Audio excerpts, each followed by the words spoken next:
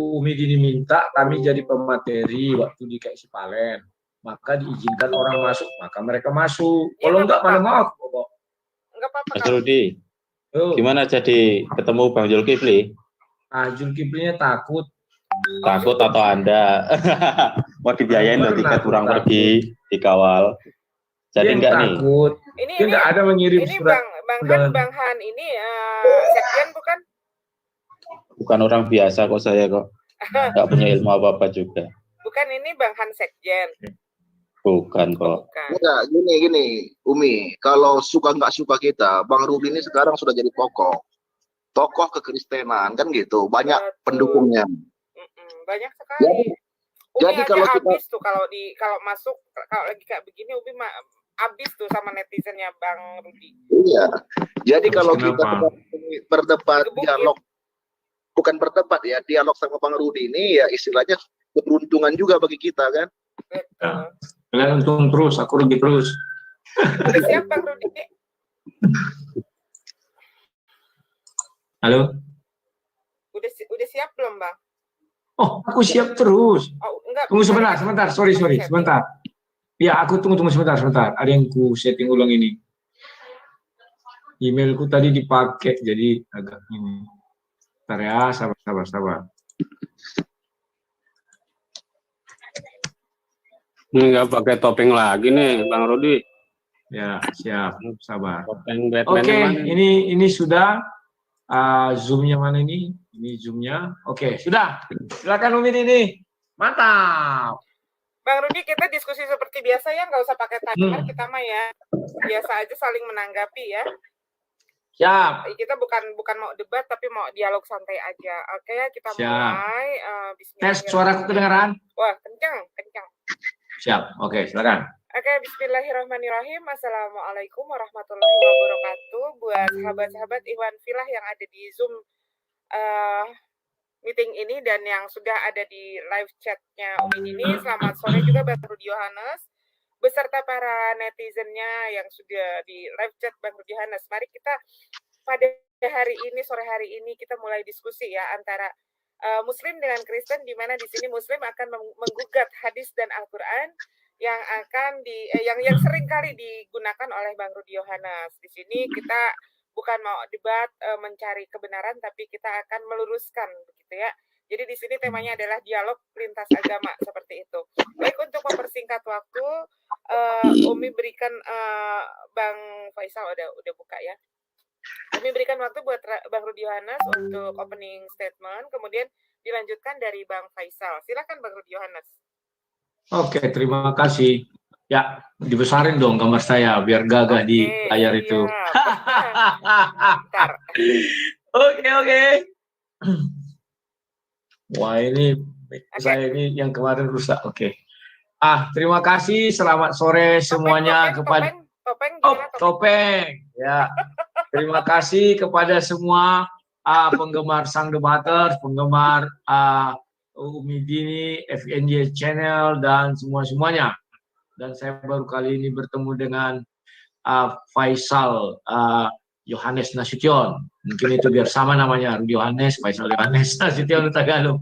Ya, nah kawan-kawan, satu hal yang sebenarnya saya bingungkan, mereka katanya mau membuktikan apa hadis yang saya sering sebutkan itu dengan isi Al-Quran. Ya silakan ya. Kalau pembukaan dari saya, karena judul kita temanya nggak ada, ya apa yang mau saya batasi ya.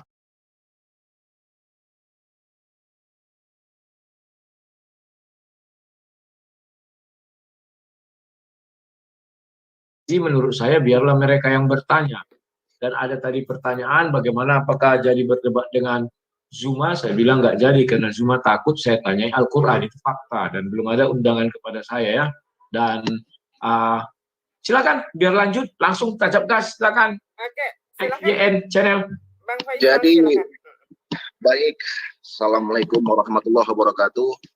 Terima kasih Bang Rudi sudah mau berdialog dengan saya. Saya sangat terhormat sekali Bang Rudi menyediakan waktunya untuk kita berdiskusi. Karena bagi saya, agama ini sebenarnya pilihan hidup ya. Tidak bisa kita paksakan orang untuk memilih agama A dan memilih agama B. Nah, saya di sini karena agak keberatannya saya, karena Bang Rudi ini selalu di videonya, saya nih sebenarnya sering lihat nonton videonya Bang Rudi ini, sang debaters ini, ya beliau itu orangnya walaupun dikritik, ya apapun dia nggak pernah marah, ya dia wajar ya, setiap orang bisa berbeda pendapat. Tetapi pada intinya, saya tonton beberapa videonya Bang Rudi mengatakan ada pertentangan antara Al-Quran dan hadis. Bang Rudi mungkin di situ agak kebingungan, ya begitu juga dengan saya Bang Rudi, saya juga kebingungan dengan isi Alkitabnya Bang Rudi, karena sama-sama Alkitabnya Bang Rudi dengan hadis itu sama-sama buatan dan tulisan manusia, ya. Hadis itu bercerita tentang kehidupan manusia, yaitu Rasulullah sendiri. Apa yang Rasulullah lakukan, apa yang dia ucapkan, apa perbuatannya, itulah yang dicatat oleh hadis, ya. Sebenarnya Rasulullah Muhammad ini keberatan dengan ditulisnya hadis karena beliau takut hadis ini akan merusak keorisinilan daripada Al-Quran. Ya. Nah, makanya setelah baginda Rasul wafat pun hadis belum pernah ditulis, Bang Rudi Yohanes. Nah, jadi masa penulisan hadis itu kapan? Masa penulisan hadis itu 300 tahun setelah Rasulullah wafat, barulah hadis itu ditulis.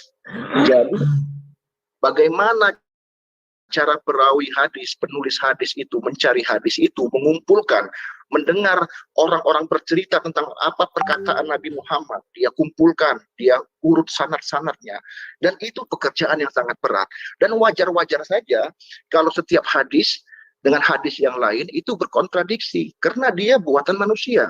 Dan juga terkadang di antara hadis dengan Al-Qur'an juga saling kontradiksi, ya. Nah, di dalam hukum Islam, Bang Rudi, hukum tertinggi itu Al-Qur'an. Setelah Al-Qur'an itu hadis. Setelah hadis itu ijma ulama, kesepakatan para ulama, ya. Kalau hadis bertentangan dengan Al-Qur'an, otomatis hadis itu bakal ditolak, Bang Rudi. Otomatis bakal ditolak. Nah, teman-teman Kristen juga bertanya, berarti orang Islam menolak hadis? Tidak. Orang Islam tidak menolak hadis. Tetapi hadis yang diterima dalam agama Islam apabila hadis itu sejalan dengan Al-Quran. Contoh, di Al-Quran tidak ada dikatakan sholat. Bagaimana tata cara sholat?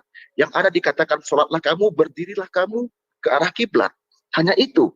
Tata cara sholat diatur dalam hadis. Makanya Bang Rudi Yohanes, di dalam agama Islam itu sholatnya berbeda-beda. Ada yang bersedekap, ada yang tangannya lurus, ya. Kenapa? Karena banyak sekali tentang hadis-hadis tentang sholat itu.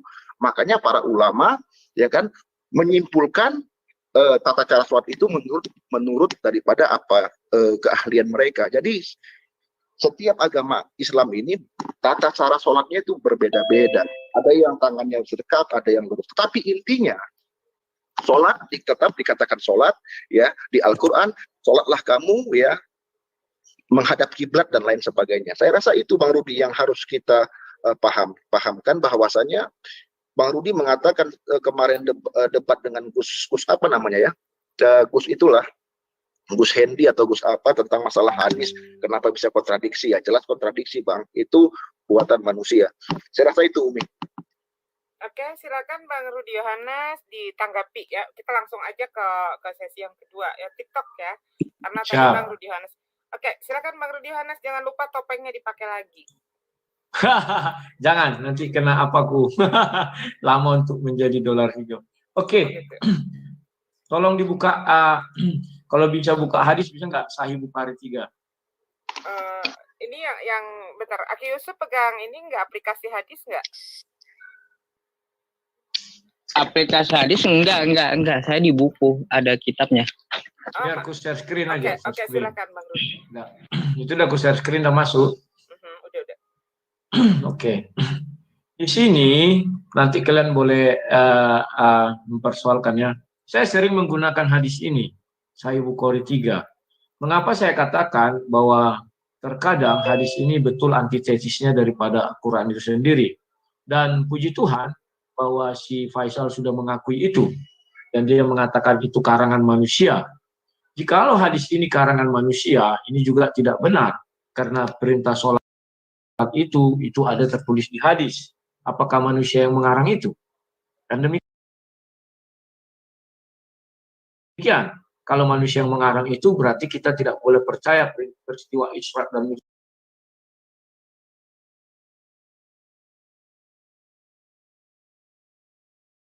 itu.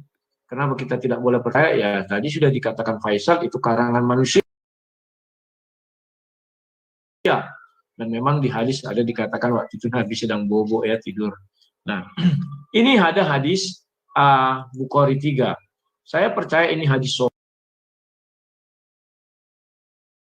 sahih dan saya percaya tidak satu orang pun menolak ini. Siapa yang menolak artinya tidak beriman kepada peristiwa turunnya Quran itu. Karena inilah yang pertama sekali Quran turun di Gua Hiro ya. Dan perawinya ini Sahih Aisyah ya. Sumbernya, maaf. Nah, kalau kita lihat di hadis ini, di sini tulis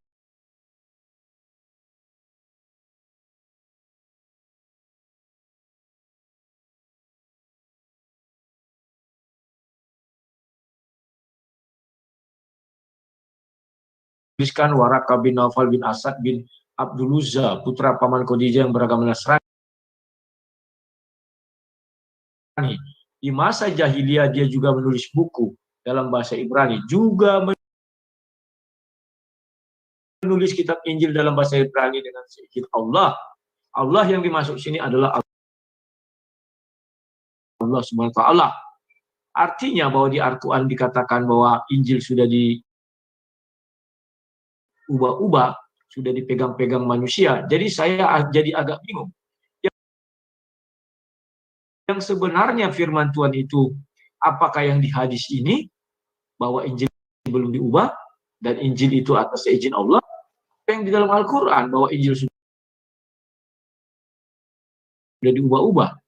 Kan demikian jadi pertentangannya. Ya. Nah, di sini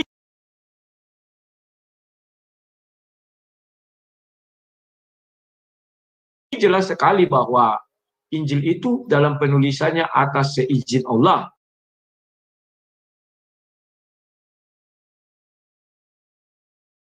Dan kalau kita ikuti lagi hadis 674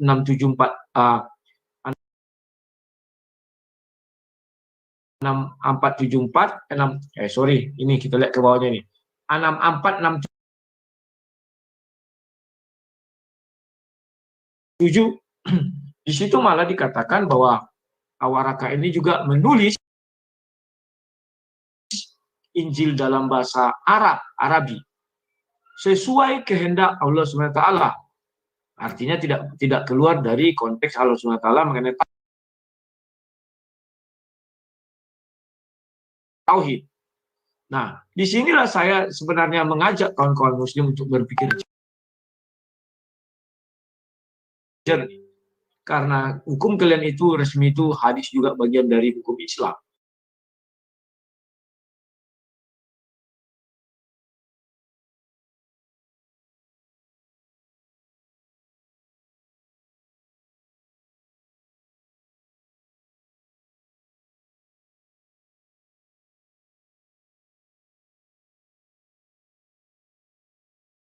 Ya, dan itu harus juga diimani hadis-hadis ini. Dan saya perintah sama sekali, tapi disuruh bacakan. Lantas saya tanya, mengapa ada kitab suci berupa Al-Quran? Harusnya yang ada adalah rekaman suara. Kan dihafalkan, tidak boleh ditulis dalam bentuk kitab. Karena perintah itu kata si Zuma hanya bacakan. Ya, si Zuma pun dan kawan-kawan juga pasti menolak bahwa hadis itu sudah berupa buku, Al-Quran sudah berupa buku. Yang ada adalah disimpan di dalam hati Nabi dan berupa kitab, tetapi disimpan di dalam hati Nabi dan Nabi mengucapkannya kepada para sahabat katanya dan para sahabat menghafalkannya. Betul, berarti perintahnya sudah terpenuhi, tetapi kenapa jadi buku? Saya sudah cari di hadis, tidak ada perintah Allah SWT menuliskan Al-Quran. Ya, tidak ada perintah Allah SWT bahwa Allah SWT mengizinkan sesuai dengan kehendak Allah SWT. Saya belum temukan. Dan ini makanya saya pertanyakanlah kepada kawan-kawan Muslim. Oke, gitu. Bisa kontribusi. Manusia ya, tapi hadis itu adalah tulisan manusia. Ya, itu satu Bang Rudi yang perlu Bang Rudi pahami. Yang kedua, hadis ijma ulama, kesepakatan para ulama. Kalau penghafal Al-Quran ini syahid, meninggal, ya, maka takut Al-Quran ini ya tidak bisa, tidak sampai kepada umat, dan ditambah lagi dengan penaklukan Islam sampai Islam ke Iran dan lain sebagainya. Maka kesepakatan para ulama tidak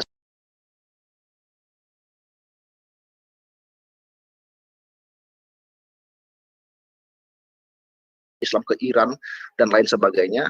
Maka kesepakatan para ulama untuk membukukan Al-Quran ini, Bang Rudi. Jadi itu kesepakatan para ulama untuk menulis dan membukukan Al-Quran tersebut.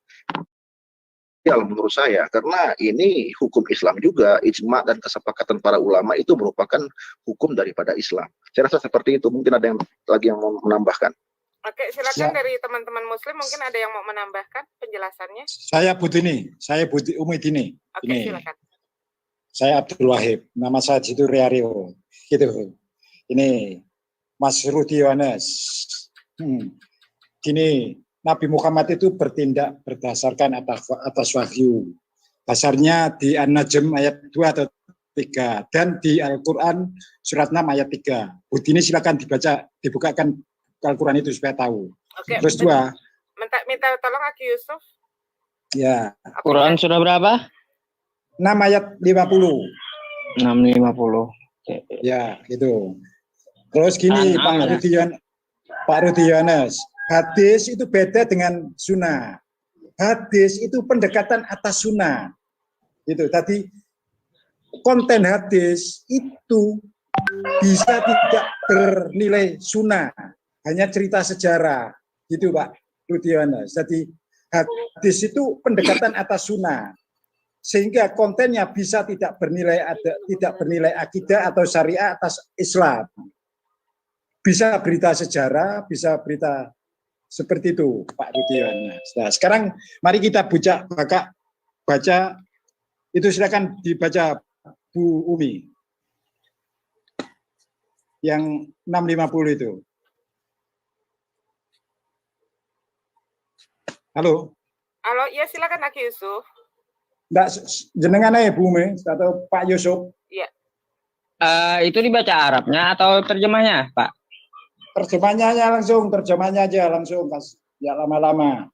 Oh, katakanlah dalam kurung Muhammad, aku tidak mengatakan kepadamu bahwa perbendaharaan Allah ada pada aku, dan aku tidak mengetahui yang gaib, dan aku tidak pula mengatakan kepadamu bahwa aku malaikat.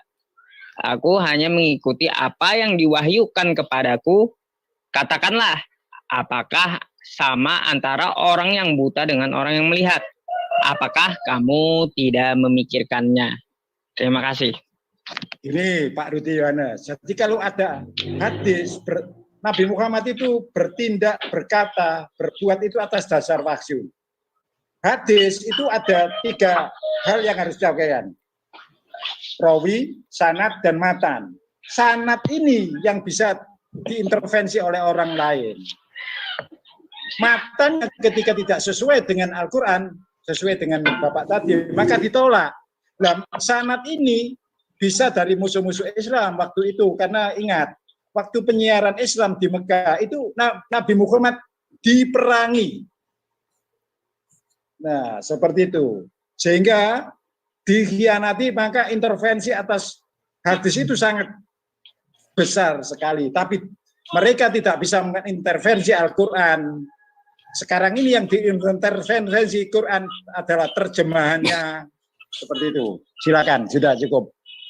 Oke, silakan Bang Rudi. Lagunya dimatikan dulu tuh, lagu apa itu? Bahaya itu. Iya, mana ada yang putar musik? Jangan ada putar musik ya. Ini nanti lagunya kena copyright. Siapa? Ya. Oke, saya tanggapi. Pertama si FNY berkata bahwa itu bukan karangan manusia tapi tulisan, kata beliau ya, tulisan manusia.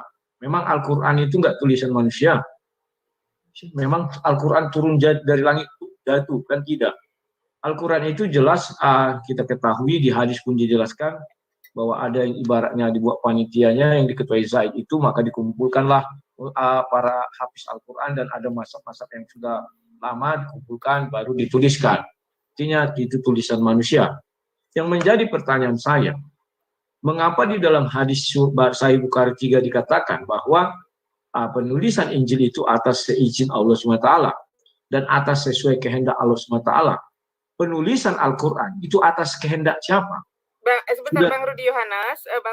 Kalau misalkan mau teman-temannya masuk silahkan, karena supaya tidak ada tidak ada kesan keroyokan ya, karena di bawah ada Kristen yang komennya udah mulai keroyokan. Silakan Bang Rudi, teman-temannya kalau Jabaikan aja. Oke. Saya takut masukkan orang, takutnya pikiran saya dan dia berbeda. Kecuali kami jadi narasumber berdua, ditanya ke dia, dia menjawab, apa pun jawab. Udah aku lanjutkan. Nah, dan tetapi saya heran, umat muslim mengatakan bahwa hadis ini tingkatannya kan tinggi juga. Ibaratnya apa yang nggak ada di dalam Al-Quran, dicari di hadis dan ada. Dan cari di asbabun juga ada. Dan asbabun pun merujuk kepada hadis. Ini loh sejarah turunnya, karena di hadis pun diceritakan itu. Ya.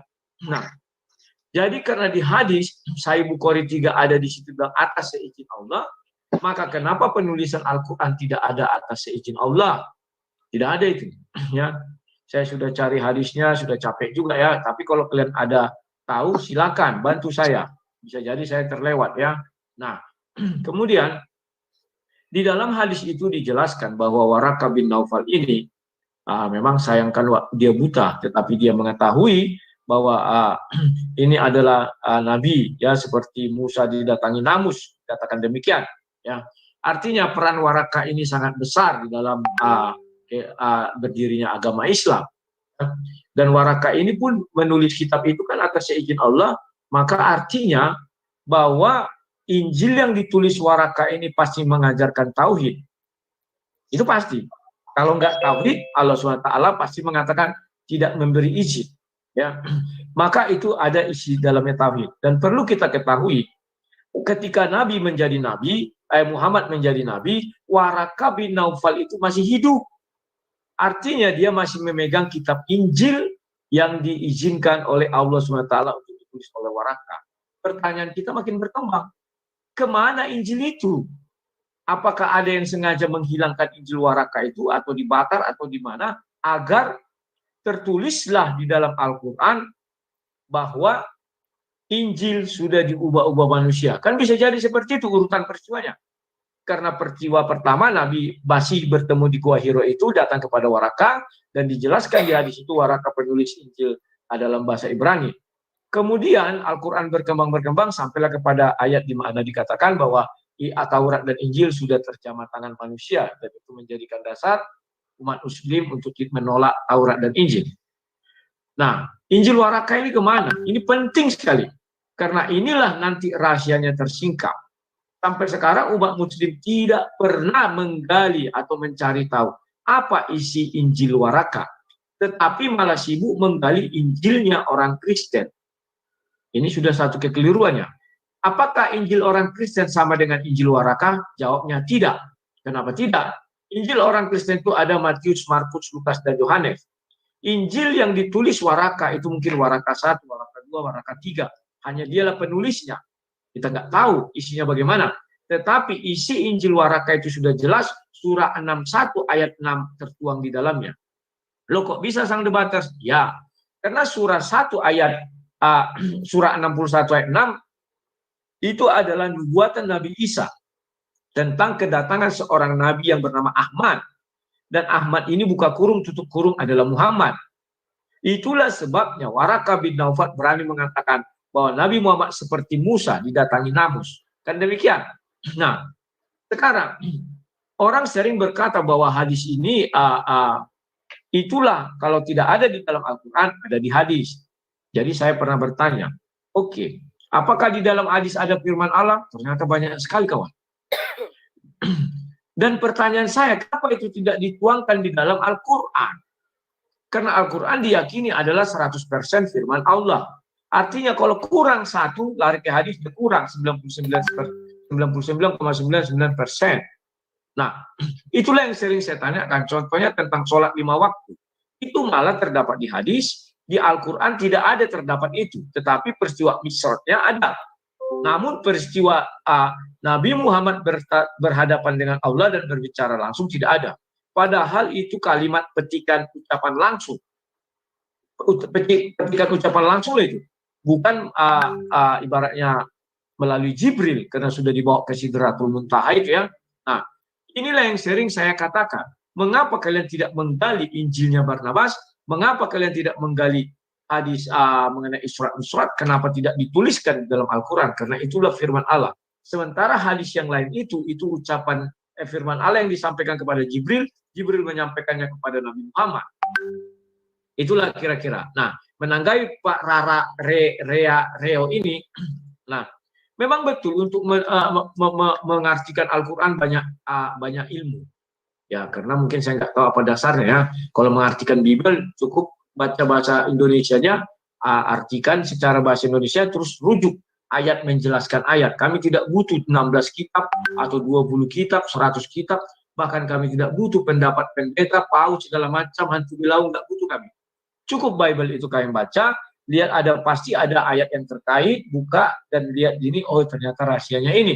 Ya, kalau dibilang bahwa Al-Quran itu banyak sekali kitab pendukungnya, coba kalian baca Hud 1. Siapa yang pegang Al-Quran, tolong dihidupkan Hud 1. Inilah dasar kami mau berdebat dengan si Zuma.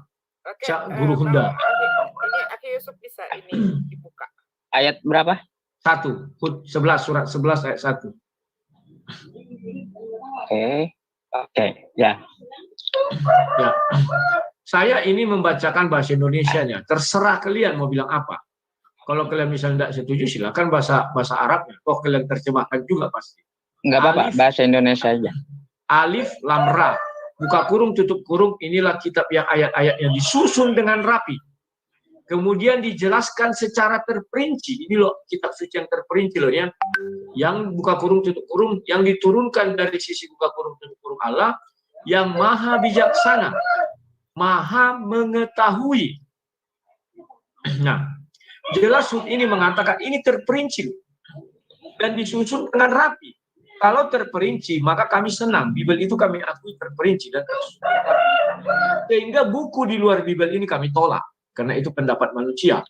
Ya, sama dengan tadi ketika si FMYN mengatakan itu kan buku yang ditulis manusia ya, saya juga setuju. Pertanyaan logis saya, mengapa kalian tidak percaya Al-Quran ini lagi kitab yang suci dan terperinci, yang terurut? Mengapa harus lari ke hadis? Mengapa harus ke sana? Karena kalau kita tidak mempertanggungjawabkan Hud 1 ini, lantas siapa yang mempertanggungjawabkannya? Itulah sekarang saya mulai menggalakkan gerakan. Mari percaya isi Al-Quran. Saya menggerakkan itu pertama ya. Terserah kalian mau mengatakan, kok kan tidak Islam ya. Terserah kalian. Silakan, itu yang bisa saya sampaikan. Halo, gini, saya bisa membuktikan perintah sholat itu di Al-Quran. Saya bacakan langsung. Mungkin begini Pak Raerau, bisa Pak Faisal dulu ya. Nanti Pak Raerau bisa menambahkan. Oke, silakan. Baik, alhamdulillah ya. Jadi sebenarnya seperti ini ya. Soal Injil siapa yang membuat tadi, Warakah bin Naufal ya. Itu juga kita harus akui juga bahwasannya banyak sekarang Injil-Injil yang tersebar ya. Injil itu dalam bahasa Al-Quran ya. Tapi kalau bahasa Yunaninya kitab suci Kristen saya nggak tahu apa bahasanya. Ya, Injil-Injil itu banyak yang tersebar. Ada Injil Thomas dan lain sebagainya. Injil-Injil palsu yang banyak tersebar. Jadi sebetulnya inilah membuktikan bahwasannya kanonisasi Injil ini pun sebenarnya dalam tanda kutip, saya mohon maaf, agak bermasalah juga kan sebenarnya. Seperti itu proses kanonisasinya. Karena kanonisasi Injil kalau nggak salah saya itu tahun 325 ya. Itu menetapkanlah Injil-Injil kanonik yang kita kenal sekarang ini. Sebenarnya banyak Injil-Injil di luar Injil-Injil kanonik yang kita kenal sekarang ini. Rasul Paulus mengatakan itu di Galatia 1 ayat 6, ya itu juga jadi pegangan kita. Yang kedua Bang Rudi, saya katakan tadi alhamdulillahnya bahwasanya kami ini dipermudah oleh Allah untuk menghafal ayat-ayat Al-Quran. Bagi kami inilah mukjizatnya Nabi Muhammad. Bahasanya bahasa Arab, orang tidak ngerti bahasa Arab, tetapi orang bisa hafal ayat-ayat Al-Quran.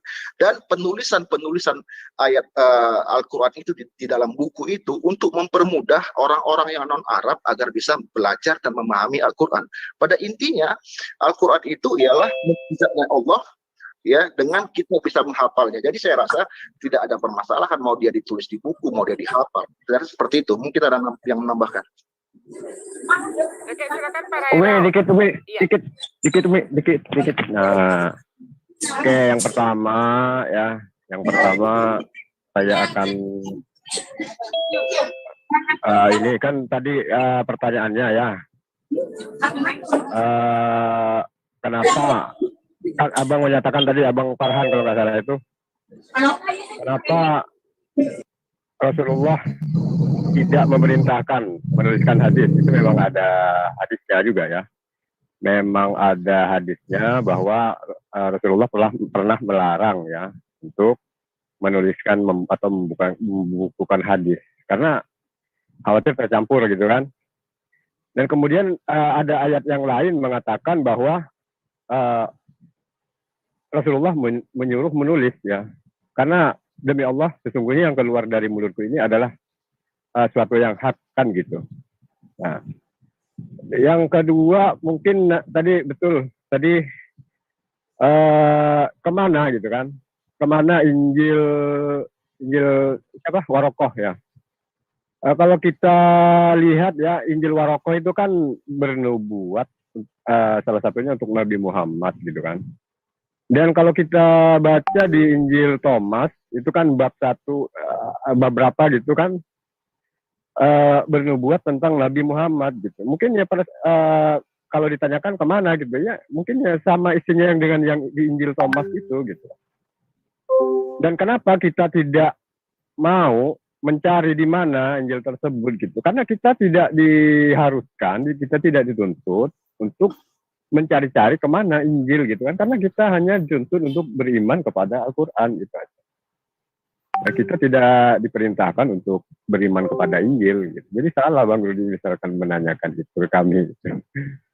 Kami juga mencari gitu, kemana Injil yang asli gitu kan, Injil asli Yesus yang dibawa oleh Warokoh gitu kan. Ya silakan Umi, lanjut. Oke, saya nih Bung Rudi, saya orang yang tidak percaya bahwa perintah sholat itu melalui Isra Mi'raj. Saya buktikan di Al-Quran ada. Silakan buka surat 17 ayat 8, surat Al-Anbiya, surat Hud ayat 114, surat Al-Baqarah 238, Ar-Rum 17, Insikok 16 dan 17,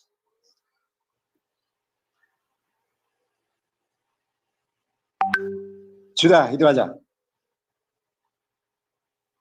Sudah, Pak Yusuf bisa dibukakan? Ya. Waduh, banyak banget ayatnya, mungkin disebutin aja Pak. Al-Isra 78, Al-Isra ayat 78. Dicatat itu Pak Rudi. Surat Hud 114, sholat asar itu di Al-Baqarah 238, sholat subuh itu di Ar-Rum 17, dan cara melakukan sholat diajarkan oleh perintah oleh Nabi Ibrahim di Al-Hajj ayat 26.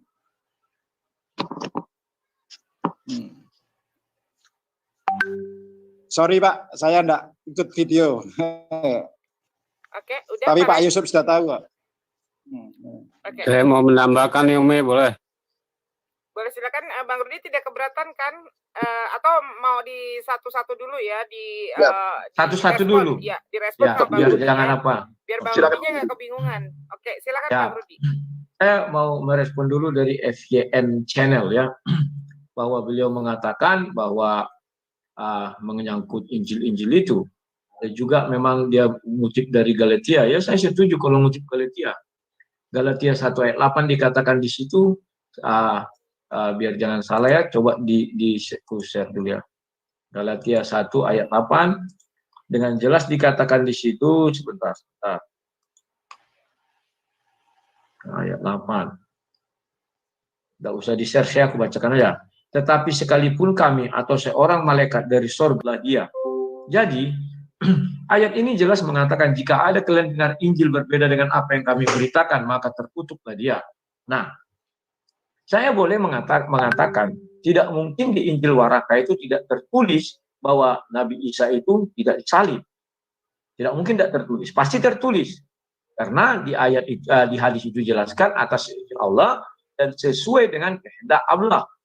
Kehendak Allah apa? Bahwa Nabi Isa tidak disalib. Nah, maka kalau kita merujuk kepada Bible, di Matius 27 memang dijelaskan ada memang Yesus itu ada dua. Satu Yesus Barabas, jahanam yang terkenal di zamannya, dan satu lagi Yesus Kristus.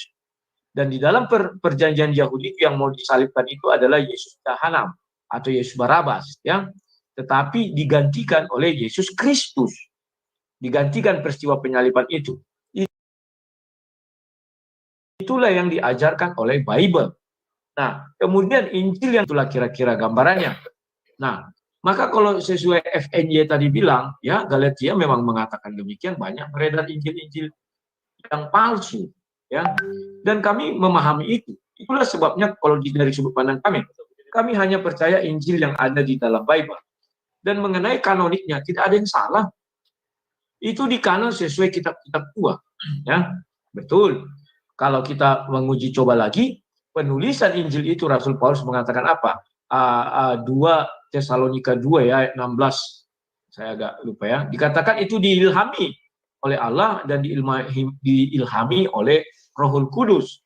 Jadi artinya mereka menulis itu didampingi oleh Rohul Kudus. Nah, yang saya herankan bahwa hadis jelas mengatakan bahwa Waraka menulis Injil itu atas seizin Allah. Artinya pertanyaan besarnya, kalau kita buka cara pikir kita, Waraka tidak hidup di zaman Nabi Isa.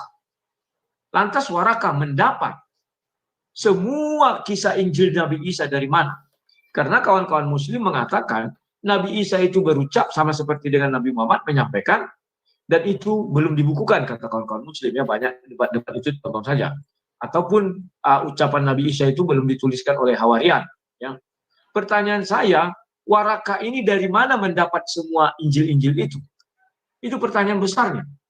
Dan kalau kita lihat di dalam dua hadis itu, hadis 3 dan hadis 467, jelas dikatakan di sana bahwa atas seizin Allah dan atas sesuai kehendak Allah. Maka untuk mengizinkan pasti Allah mengutus malaikat Jibril bertemu dengan Waraka.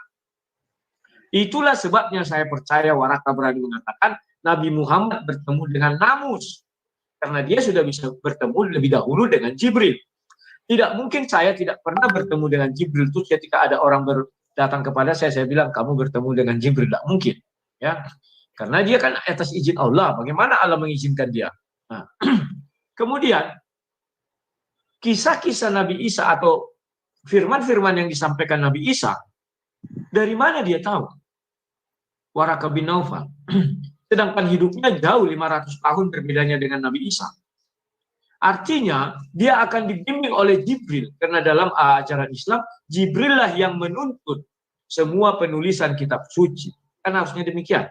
Atau pembacaan kitab suci. Kan harusnya demikian. Berdasarkan definisi-definisi yang saya bilang, uraian yang saya bilang, bisa nggak saya definisikan? Maaf ini. Atau saya bertanya aja, apakah Waraka bin Naufal ini nabi atau rasul ke-26?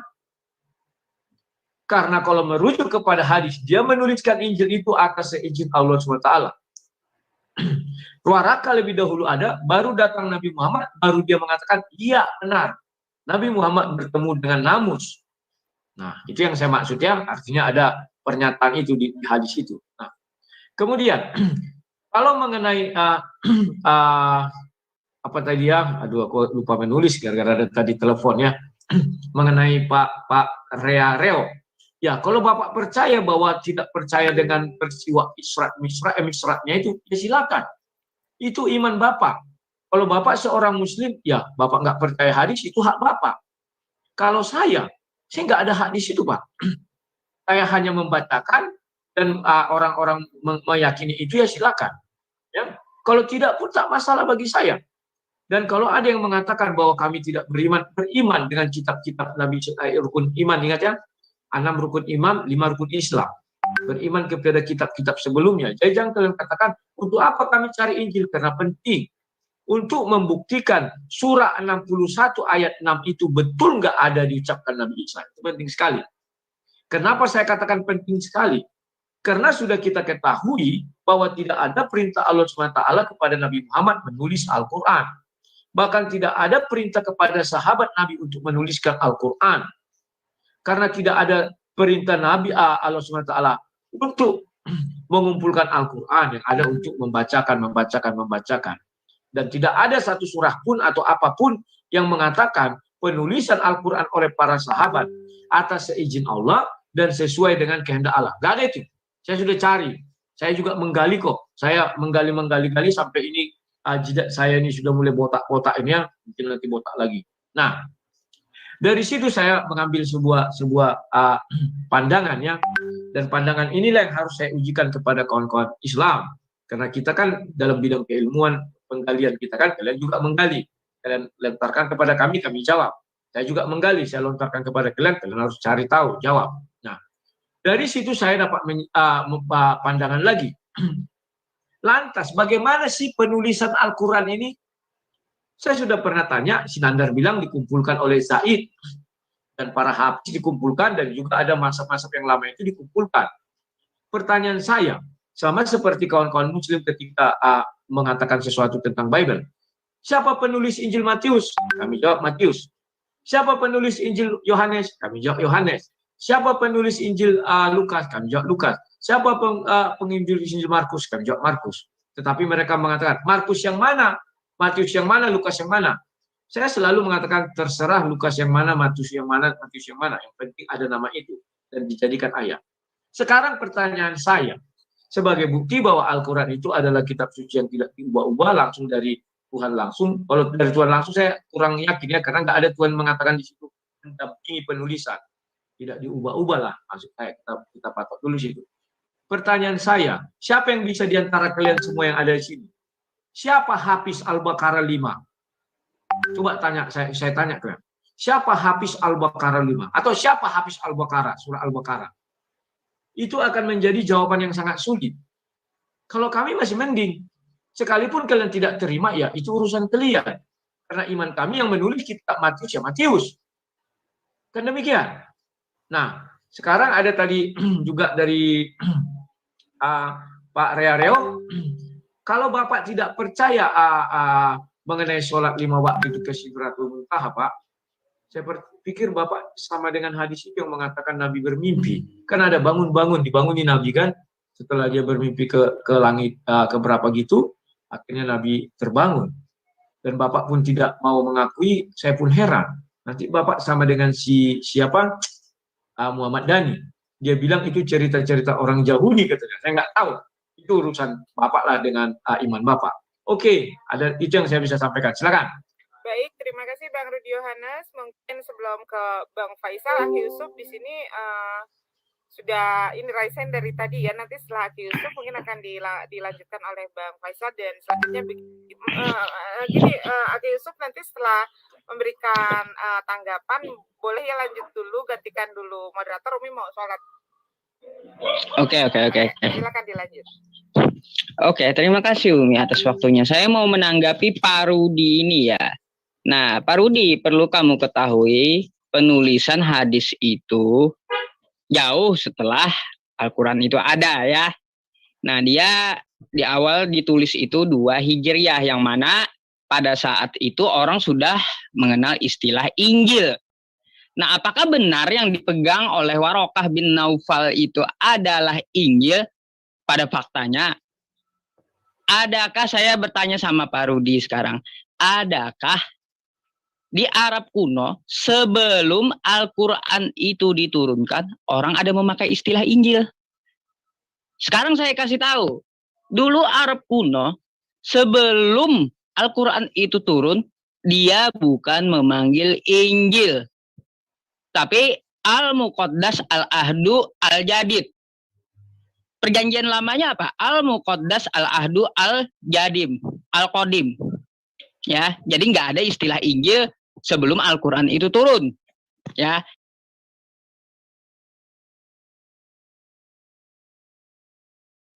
Nah, di dalam Al-Quran itu malah ajaran yang diturunkan kepada Nabi Isa berbentuk oral. Nah, kalau Pak Rudi berpikir, apakah Warokah seorang Nabi? Apakah dia diilhami atau diwahyukan? Berarti Warokah ini dengan izin Allah menulis Injil gitu.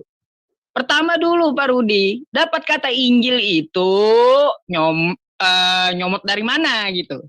Ya, ditelusuri dulu itu. Adakah sebelum Al-Quran turun, kata Injil itu digunakan? Tampilkan literasinya.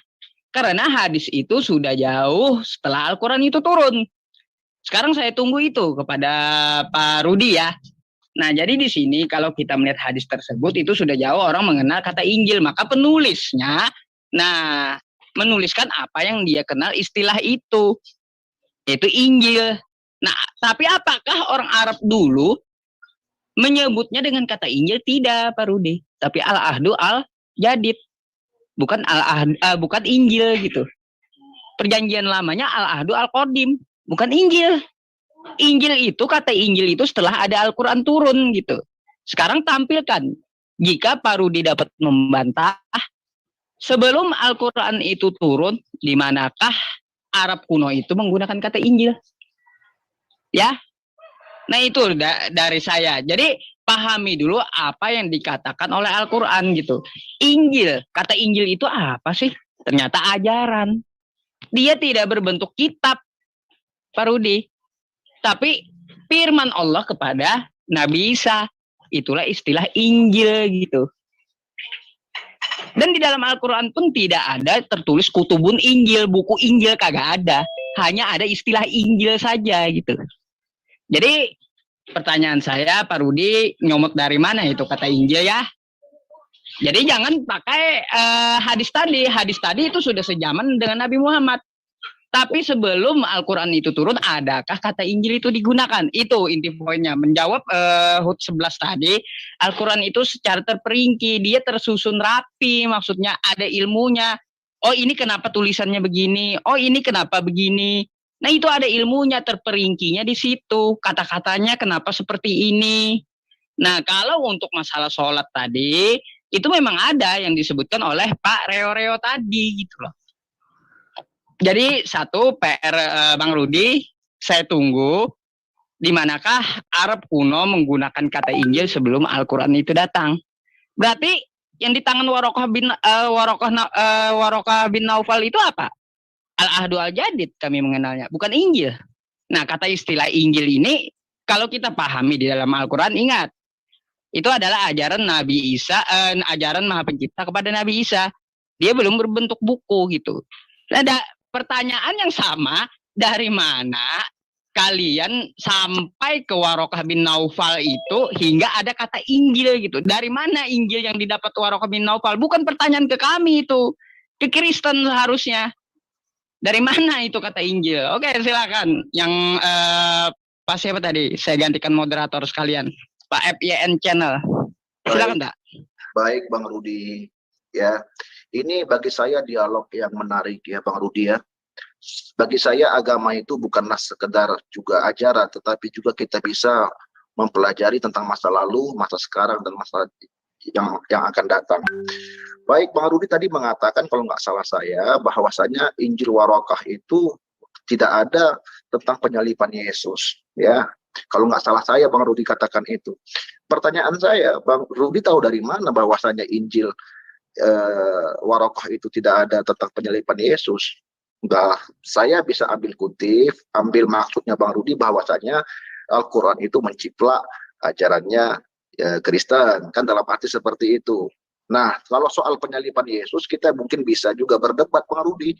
Di dalam Alkitab Bang Rudi pun bahwasanya tentang penyalipan Yesus itu berbeda-beda, baik tentang waktu, pukul, dan lain sebagainya. Tapi itu tidak usah kita perdebatkan sekarang karena di luar daripada konteks tema kita.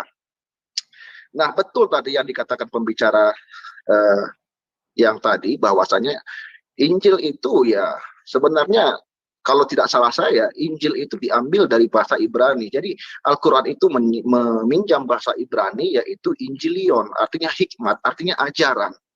Jadi sebenarnya pun kalau Bang Rudi mengatakan di mana Injilnya Warokah, saya juga berhak bertanya di mana Injilnya Yesus, ya, karena kita tahu juga Yesus tidak pernah membuat kitab suci, Bang, ya. Nah, dalam Al-Quran, kata Injil itu diambil dari kata Ibrani oleh beberapa ulama, Injilion, artinya pembelajaran, hikmat. Apa yang sebenarnya pembelajaran Yesus ini? Yang kalau kita bisa lihat, ya, dilihat di Lukas 22 ayat pasal 41 sampai 44, ya. Yesus itu bersujud dan lain sebagainya. Itulah ajaran dan hikmat daripada Yesus ajarkan. Jadi kalau Bang Rudi bertanya, di mana Injilnya si Warokah? Maka saya bertanya, di mana Injilnya Yesus? Karena Yesus tidak mengajarkan Injil, tidak membuat buku. Mungkin itu saja. Terima kasih. Oke, sekarang silakan lanjut ke Pak Rudi. Ya, oke, silakan. Ya. Daripada Pak Yusuf tadi bilangnya begini, bahwa Injil itu zaman Arab purba tidak ada. Ya, itu urusan apa ya, bukan urusan saya. Karena saya mendapati bahwa di hadis itu dikatakan Injil. Dan kalau dibilang tentang jangan lihat hadis itu, karena hadis itu sudah datang setelah Nabi Isa berlalu. Kan demikian ya. Itu juga bukan urusan saya. Karena untuk mempercayai hadis kan urusan kalian. Saya hanya membacakan. Nah, untuk itu saya buka dulu sebuah ayat di dalam Al-Quran. Terima kasih kepada Pak Yusuf. Engkau jadi membuat saya semakin yakin dengan ini. Sebentar. Ayat di Al-Quran. Sorry, tolong di-share screen-nya. Udah ya. Di dalam ayat Al-Quran, kalau kita ambil surah Maryam. Ini surah Maryam 19 ya. Ayatnya ke-16. Saya terima kasih juga ini kepada Yusuf ini. Nah ini. Dan ceritakanlah buka kurung tanda kurung Muhammad, kisah Maryam di dalam kitab buka kurung tutup kurung Al-Quran. Buka kurung tutup kurung yaitu ketika ia mengasingkan diri dari keluarganya ke satu tempat di sebelah timur buka kurung tutup kurung Baitul Maqdis. Ya. Perhatikan di sini bahwa Allah SWT pun meminta Nabi Muhammad buka kurung tutup kurung untuk menceritakan kisah yang terdapat di dalam buka kurung tutup kurung Al-Quran mengenai kisah Maryam yang waktu mau melahirkan, saat melahirkan itu pergi ke timur buka kurung tutup kurung Baitul Maqdis. Saya percaya dengan Al-Quran sesuai dengan satu tadi. Kenapa saya percaya? Ya karena Al-Quran sudah menuliskannya demikian. Mau dalam bahasa apapun, mau dalam bahasa Arab, mau dalam bahasa apa, ya begitulah kalau kita terjemahkan dalam bahasa Indonesia kita ucapkan. Ya. Berarti di situ Allah SWT mau mengatakan kepada seluruh umat manusia bahwa Injil itu atau kisah Maryam itu tidak terdapat yang dinamanya di Injil Gospel atau Injil. Karena Injil Gospel saya bilang kenapa? Injil itu artinya kabar berita dari sorga bagi orang Kristen. Tidak terdapat di Injil orang Kristen itu. Tetapi terdapat di dalam Al-Quran.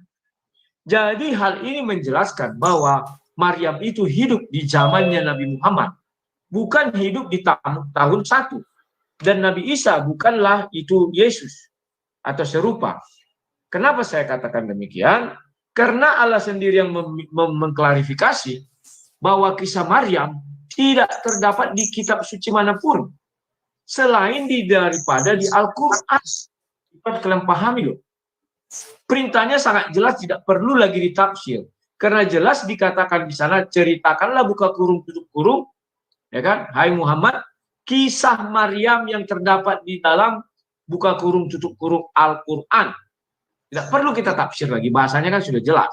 Nah, yang menjadi keheranan saya, di sini kalian sudah meragukan hadis 3, di mana di sana dikatakan Waraqah bin Naufal itu menulis Injil atas seizin Allah.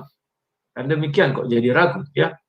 Waraqah bin Naufal itu adalah memiliki agama Nasrani. Maka di dalam Al-Quran pun ada juga tertulis, bahkan Hawarian yang tetap percaya Allah itu adalah satu, Esa, itu akan tidak dianggap kafir. Bahkan Al-Quran pun menjelaskan diturunkan kitab Taurat untuk Yahudi, Injil untuk Nasrani. Dan Waraka bin Naufal adalah Nasrani, di situ jelaskan. Ya, kalau kalian mau protes, proteslah ke hadis itu. Kenapa ditulis di sini Injil? Kok tidak dituliskan Al-Ahdu tadi itu ya? Aku bacanya agak lidahku agak keriting-keriting. Sorry. Nah, kenapa tidak itu ditulis di situ? Kenapa malah dikatakan itu Injil? Saya pun heran. Nah, kalau dikatakan bahwa ucapan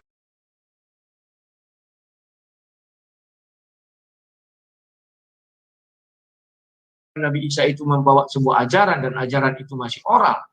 Karena jelas di dalam hadis itu dikatakan atas seizin Allah. Allah yang mana? Tentu Allah Subhanahu wa ta'ala.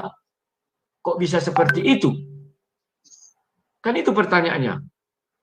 Karena Waraka bin Naufal ini berada di tanah Arab dan dia menunjukkan bahwa Nabi Muhammad itu adalah Nabi. Artinya dia pernah bertemu dengan Namus. Makanya bisa mengatakan bahwa Nabi itu bertemu dengan Namus juga. Atau orang bilang sekarang Jibril itu ya. Dan di hadis itu dikatakan itu adalah hadis sahih yang tidak ada orang membantah satupun. Nah, kalau kita tanya, kemana kita cari Injil Waraka bin Naufal? Aku pun bingung mau kemana aku cari. Dan kalau ditanya lagi sama FYN, bahwa Injil yang dibuat Yesus itu kan Yesus juga tidak menulis Injil. Betul, ya, sudah menulis Injil. Itulah sebabnya di dalam kitab suci kami ada diilhami dari Roh Kudus. Kan demikian. Artinya tulisan itu ada. Terserah kalian percaya atau tidak percaya, urusan kalian. Urusan kami bahwa itu sudah diilhami dari Allah. Dari Allah ya, Bapa di surga. Atau Roh Kudus. Artinya kami percaya semua penulisan itu sudah hadir Roh Kudus di situ membimbing, menuntun. Sekarang tinggal kalian cari hal yang sepadan. Di manalah di dalam Al-Quran dikatakan penulisan Al-Quran itu sudah dibawa bimbingan oleh Allah SWT kepada para sahabat. Pasti nggak ada. Kenapa nggak ada? Karena Al-Quran itu hanya disampaikan kepada Nabi Muhammad. Semua ucapan Nabi Muhammad berakhir 633.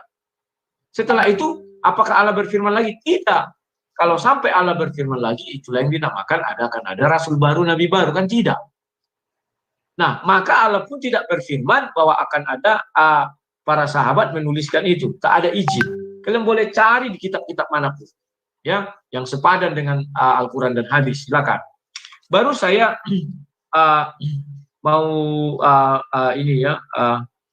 Tadi si Yusuf juga mengatakan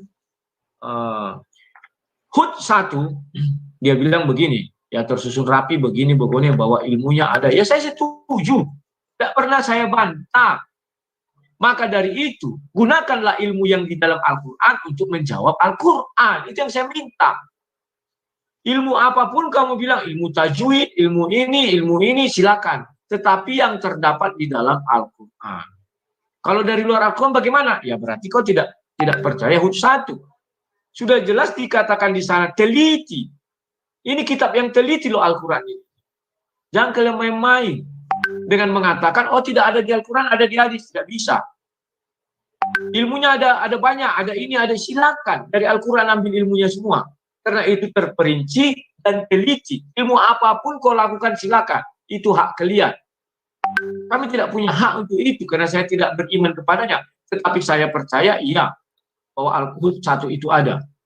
Maka saya bilang saya akan menggalang sebuah kampanye, mari kembali ke Al-Quran, percaya Al-Quran. Karena saya lihat sekarang pendebat-pendebat, khususnya pendebat ya, kalau ulama dia bicara Al-Quran terus. Pendebat-pendebat sekarang atau apologet sekarang, kalau ditanya Al-Quran, tidak pernah menjawab murni 100% dari Al-Quran. Pasti lari ke kitab suci orang lain. Buat apa? Padahal Al-Quran itu ditulis dengan rapi, tersusun rapi dan teliti. Masa kita nggak percaya itu teliti? Oh ilmunya banyak, silakan. Gunakan ilmu-ilmu apa yang ada di dalam Al-Quran. Saking beragamnya ilmu di Al-Quran, gunakan. Saya tidak pernah membantah. Ya. Dan kemudian, ini ya kabar gembira ya. Bahwa Lukas 22 tadi katanya bersujud. Memang Yesus bersujud. Memang bersujud Yesus. Dan arah kiblatnya orang Yahudi kan ke Yerusalem. Itu tidak pernah saya bantah. Tetapi Yesus tidak pernah sujud ke arah Mekah. Tidak pernah itu. Karena Yesus bukan Nabi Isa. Nabi Isa, Injil seperti yang kalian bilang itu tidak ada zaman kuno itu Injil. Betul, saya setuju. Jadi Nabi Isa hidup di zaman Nabi Muhammad, maka ditulis dari situ kalimatnya Injil. Kalau kalian merujuk Yesus, namanya bukan Injil, tapi Al-Ahdu, Al-Jadid itu tadi ya, dan Al-Ahdu apa tadi itu. Itu kalau kalian mau bilang Yesus. Kalau Nabi Isa, betul, saya setuju 100%. Injil. Bang Rudi Yohanes, masih lama nggak? Nggak, ini sudah. Biar bergantian. Siap, silakan. Oke ya, Umi ambil aja lagi moderator, tapi kita harus apresiasi dulu sama Bang Rudi Yohanes, karena Bang Rudi Yohanes sudah memberikan himbauan bahwa ayo kita percaya pada Al-Quran. Alhamdulillah ya, ternyata Bang Rudi Yohanes sudah mengimani Al-Quran. Oke, untuk selanjutnya. Percaya, belum beriman, iya. Percaya. Ya, oke. Beda itu. Ya. Bang Faisal mungkin silakan ditanggapi, nanti teman-teman yang lain bisa menanggapi juga. Silakan. Baik. Tadi Bang Rudi, tadi saya belum jawab juga tentang siapa hafiznya Al-Baqarah, surat Al-Baqarah. Bang Rudi, saya yang terhormat, ya. Al-Quran itu turun itu dia bukan satu hari satu malam langsung jadi jebret. Dia itu berperiode. Jadi siapa hafiz daripada Al-Quran ini ya sahabat-sahabat Nabi. Sahabat Nabi itu aja ada 132 orang lebih sahabat Nabi Islam yang awal-awalnya. Ya, mereka menghafal Al-Quran. Jadi begitu Nabi dapat wahyu, mereka hafalkan. Dan alhamdulillah, karena inilah bukti bahwasanya Al-Quran ini betul-betul dari Allah, kita mudah untuk menghafalkannya. Jadi seperti saya bilang, siapa yang penghafal yang Bang Rudi tanya tadi, bahwasanya sahabat-sahabat Nabi semua hafal Al-Quran. Jadi untuk dibukukan itu untuk mempermudah, karena agama Islam bukan saja telah tersebar, bukan saja di Arab, tetapi telah tersebar di seluruh jazirah Arab sampai juga ke Iran, Persia dan lain sebagainya. Jadi makanya para ulama dan para sahabat mengambil inisiatif untuk membukukan Al-Quran. Jadi supaya lebih mudah kita orang-orang non-Arab itu bisa menghafalnya dan mempelajarinya. Nah, soal Lukas 22 ayat pasal 41 tadi ya, Yesus bersujud tadi ya, itu membuktikan bahwasanya dia itu Nabi, Bang Rudi ya. Jadi nggak mungkin Tuhan bersujud kan, seperti itu. Nah, Injil, saya juga bertanya sama Bang Rudi, sebenarnya Injil ini bahasa apa ya? Injil itu diambil dari mana? Injil itu diambil dari Al-Quran. Sebenarnya mohon maaf kepada Bang Rudi dan kawan-kawan kita Kristen, bahwasanya standar nama kitab suci Bang Rudi pun nggak ada. Ya, Alkitab diambil dari mana? Diambil dari Al-Quran, bahasa Arab. Ya, Bible dari mana? Dari bahasa Inggris kan. Nah, karena perjanjian baru itu adalah bahasa Yunani, seharusnya Bang Rudi juga bertanya, sebenarnya Alkitab itu bahasa Yunaninya apa kan gitu, karena kitab tertua bahasa perjanjian baru itu bahasa Yunani. Jadi Injil itu yang Bang Rudi pakai itu dari bahasa Al-Quran. Nah, yang kedua, yang seterusnya saya bilang juga kepada Bang Rudi bahwasanya Injil itu artinya Injilion dalam bahasa Aramiknya, bahasa Ibraninya, berarti hikmat ajaran. Jadi Bang Rudi bertanya, ya mana Injil-Injil yang si Warokah itu ya dia hanya menulis keterangan dia saja, mungkin saya itu tidak tahu ya, seperti si Lukas, Rasul Lukas juga membuat Injil, menulis Injil ya kan, di Lukas 1 pasal 1 ya kan, yang telah disusunnya, yang telah dicermatinya, yang telah dilihatnya, yang telah didengarnya kan, seperti itu dari orang-orang kan, seperti itu, dia hanya mewartakan saja. Nah, baik, bagi saya Bang Rudi ya, kata Injil ini sebenarnya dari Al-Quran ya. Mohon maaf kawan-kawan Kristen kita meminjam bahasa ini dari Al-Quran. Mungkin itu saja.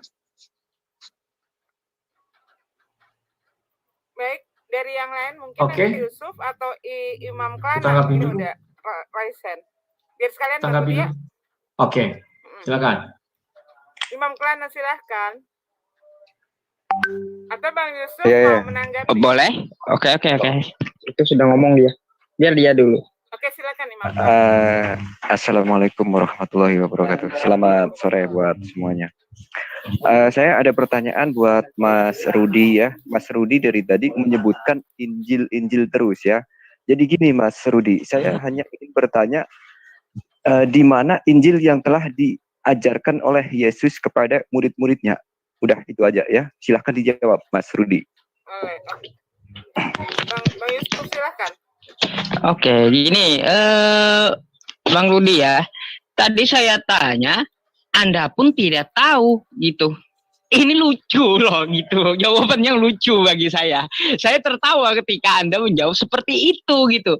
Tetapi Anda membawa sebuah materi yang Anda jawabannya tidak tahu. Ini lucu. Tentang apa? Nah, karena Anda itu membawa, ini warokah, ini hadisnya loh. Nah, ini hadisnya loh. Nah, ini Al-Qur'annya di sini loh.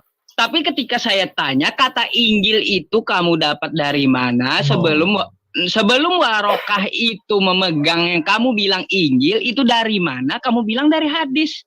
Kan sudah dijelaskan, hadis itu jauh penulisannya sesudah Al-Qur'an itu ada. Nah, maka orang penulis saat itu mengenal kata Injil. Maka itulah yang dia tuliskan. Pertanyaan saya, sebelum Al-Quran itu datang, di mana orang menggunakan kata istilah Injil? Anda tidak tahu jawabannya. Jadi jangan memakai atau memframingkan materi ini bahwa yang dipegang Warokah bin Naufal itu adalah Injil. Makanya saya bilang namanya itu adalah Al-Muqaddas Al-Ahdu Al-Jadim gitu. Jadi seperti itu, Bang Rudi. Tadi teman-teman juga bertanya, saya sudah menjelaskan juga Injil di dalam Al-Quran itu apa. Nah, Injil di dalam Al-Quran adalah ajaran Allah kepada Nabi Isa, tidak berbentuk buku. Lalu saya tanyakan, kenapa Anda mengatakan bahwa yang dipegang Warokah bin Naufal itu adalah Injil? Dari mana bukunya dapat? Anda juga bilang tidak tahu. Kalau begitu ya udah beres gitu perdebatan. Kagak ada lagi. Baik. Kan gitu. Udah bisa aku jawab? Oke, ya sebentar buat Bang Orsini sama Tuan Moto ditahan dulu biar Bang Rudi Yohanes memberikan statementnya jawaban dari kedua narasumber kita. Boleh, sedikit lagi Umi. Ini Bang Rudi, di Al-Quran tidak ada menyebutkan Injil Matius, Lukas, Markus ataupun yang lainnya ya Bang Rudi ya. Apalagi Injil Warokah bin Naufal. Jangan gibul ya. Oke. Oke, sedikit lagi. Ya. Tolong kepada kawan-kawan juga ya, komen-komennya mudah-mudahan yang berpositif lah ya. Jangan istilahnya mengatakan Muslim lain sebagainya. Kita diskusi ini kita berdialog, mencari ilmu. Saya juga nggak pintar, ya kan? Saya juga masih dalam kategori belajar. Ya kita ini dalam kategori belajar. Marilah kita saling hormati. Saya rasa seperti itu. Silakan Marudi. Oke, terima kasih. Saya jawab dulu. Ini kebetulan sama ya, bahwa FYN bilang Injil itu bahasanya dari Al-Quran. Bahwa Yusuf PI juga dikatakan Injil dari mana? Oke. Kalau kita rujuk sejarahnya, bahwa Kristen Arab lebih dahulu ada daripada Muslim Arab. Itu fakta. Ya, itu sudah jelas hadis itu berkata bahwa Warokah bin Naufal itu ada di zamannya Nabi Muhammad, tapi dia duluan wafat ya, Warokah. Mungkin lebih tua berapa tahun lah. Kita bilang, ini yang bising mana nih? Halo, yang dulu yang bising. Nah, jelas di situ dikatakan kalau kita gali dari berbagai betul dibilang bahwa Injil berasal dari kata Yunani, Evangelion, atau dari bahasa Aramnya itu hampir sama juga yang artinya kabar baik. Kalau bahasa Inggris lama namanya gospel. Istilah Injil itu pertama sekali digunakan oleh Kristen Arab. Nah, pertanyaan kalian semakin mempertegas kita bahwa Al-Quran yang mencontek atau mencontoh, bukan orang Kristen, karena itu istilah yang dipakai oleh Kristen Arab. Ya, jadi kalau ada tuduhan orang Kristen memakai istilah itu dari Al-Quran, terbalik. Karena sejarah dunia mencatat Kristen Arab lebih dahulu ada, barulah Islam itu ada setelah Nabi Muhammad menjadi nabi. Ya, terbalik, jangan dibalik ya. Kemudian jelas di sini dikatakan di hadis 3 itu bahwa Injil atas seizin Allah Subhanahu wa Ta'ala. Karena tidak mungkin ditulis di situ atas seizin Bapa di sorga, nggak mungkin. Ya, jadi kalau kalian tidak percaya hadis itu, ya urusan kalian, bukan urusan saya. Saya hanya membacakan, tidak menafsirkan. Ya, tetapi itulah yang tertulis di situ bahwa Waraka bin Naufal menulis Injil dalam bahasa Ibrani atas seizin Allah, seizin Allah. Dan tidak mungkin Bukhari menuliskan di situ Bapa di sorga. Nah, nggak mungkin sekali ya. Kemudian punyanya Yesus mana? Ya saya selalu mengatakan Matius, Markus, Lukas, Yohanes. Kalau kalian tidak percaya itu masalah kalian. Masalah saya beriman kepada ini. Matius, Markus, Yohanes, Lukas. Ya. Kalau dikatakan, bukankah itu di kanon tahun 325? Ya. Makanya kami tidak langsung menyamakan bahwa Injil yang dipegang Nabi Isa, yang dibawa Nabi Isa adalah Injil Yesus. Enggak pernah kami akui itu. Injil Nabi Isa sendiri, Injil Yesus sendiri. Ya. Atau gospel itu, ya, jangan dikatakan bahwa orang Kristen menyontoh Al-Quran. Tidak Al-Quran yang menyontoh Kristen. Itu pukulan telak ya. Jangan dibalik sejarah dunia. Nanti kita jadi bingung di dalamnya. Kemudian mengenai Hafiz. Inilah yang sering saya katakan. Bahwa Allah Subhanahu wa Ta'ala, sama seperti kalian bilang bahwa Injil Nabi Isa pun belum dituliskan. Masih berupa oral ya. Disampaikan pengajaran. Lantas dari mana Waraka menuliskan itu? Kalau menurut hadis, ini bukan saya tafsir.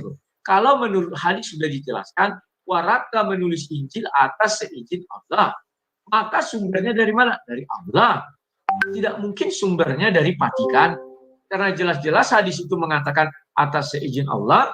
Dan yang kedua dikatakan 467 itu bahwa dikatakan di situ jelas sesuai kehendak Allah. Kalau seizin Allah, makanya Allah harus berfirman kepada Naufal untuk mengizinkan. Ya Naufal, engkau saya izinkan menulis Injil Waraka bin Naufal. Maka yang menyampaikan kan Allah sudah berfirman dalam Al-Quran harus melalui tabir atau melalui malaikat Jibril. Maka malaikat Jibril lah yang menyampaikan izin Allah itu.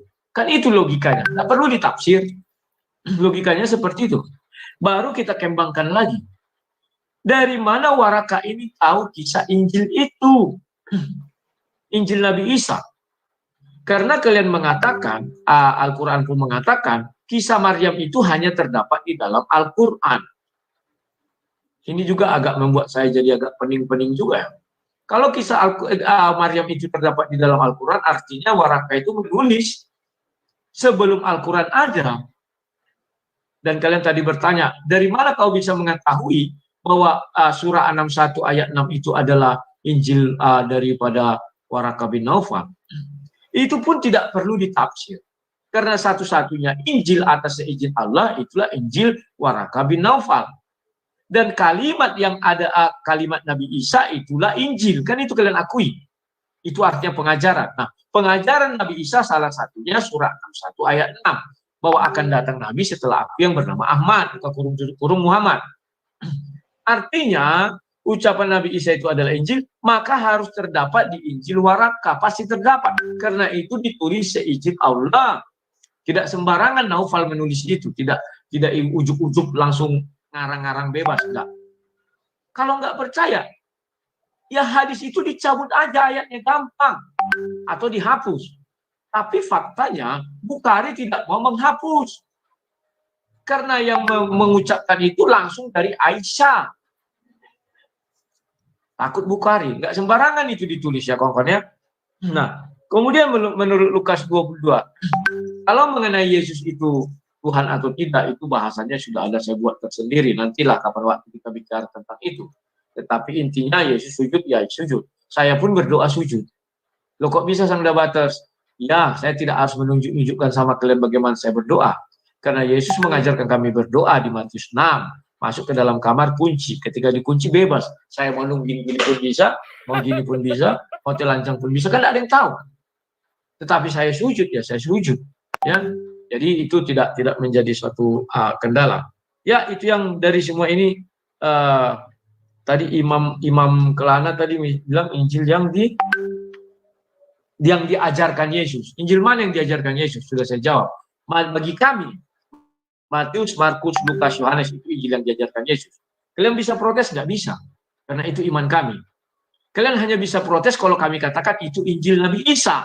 Protes kalian, bukan itu Injil Nabi Isa. Ya betul, itu Injil Yesus, bukan Injil Nabi Isa. Silakan.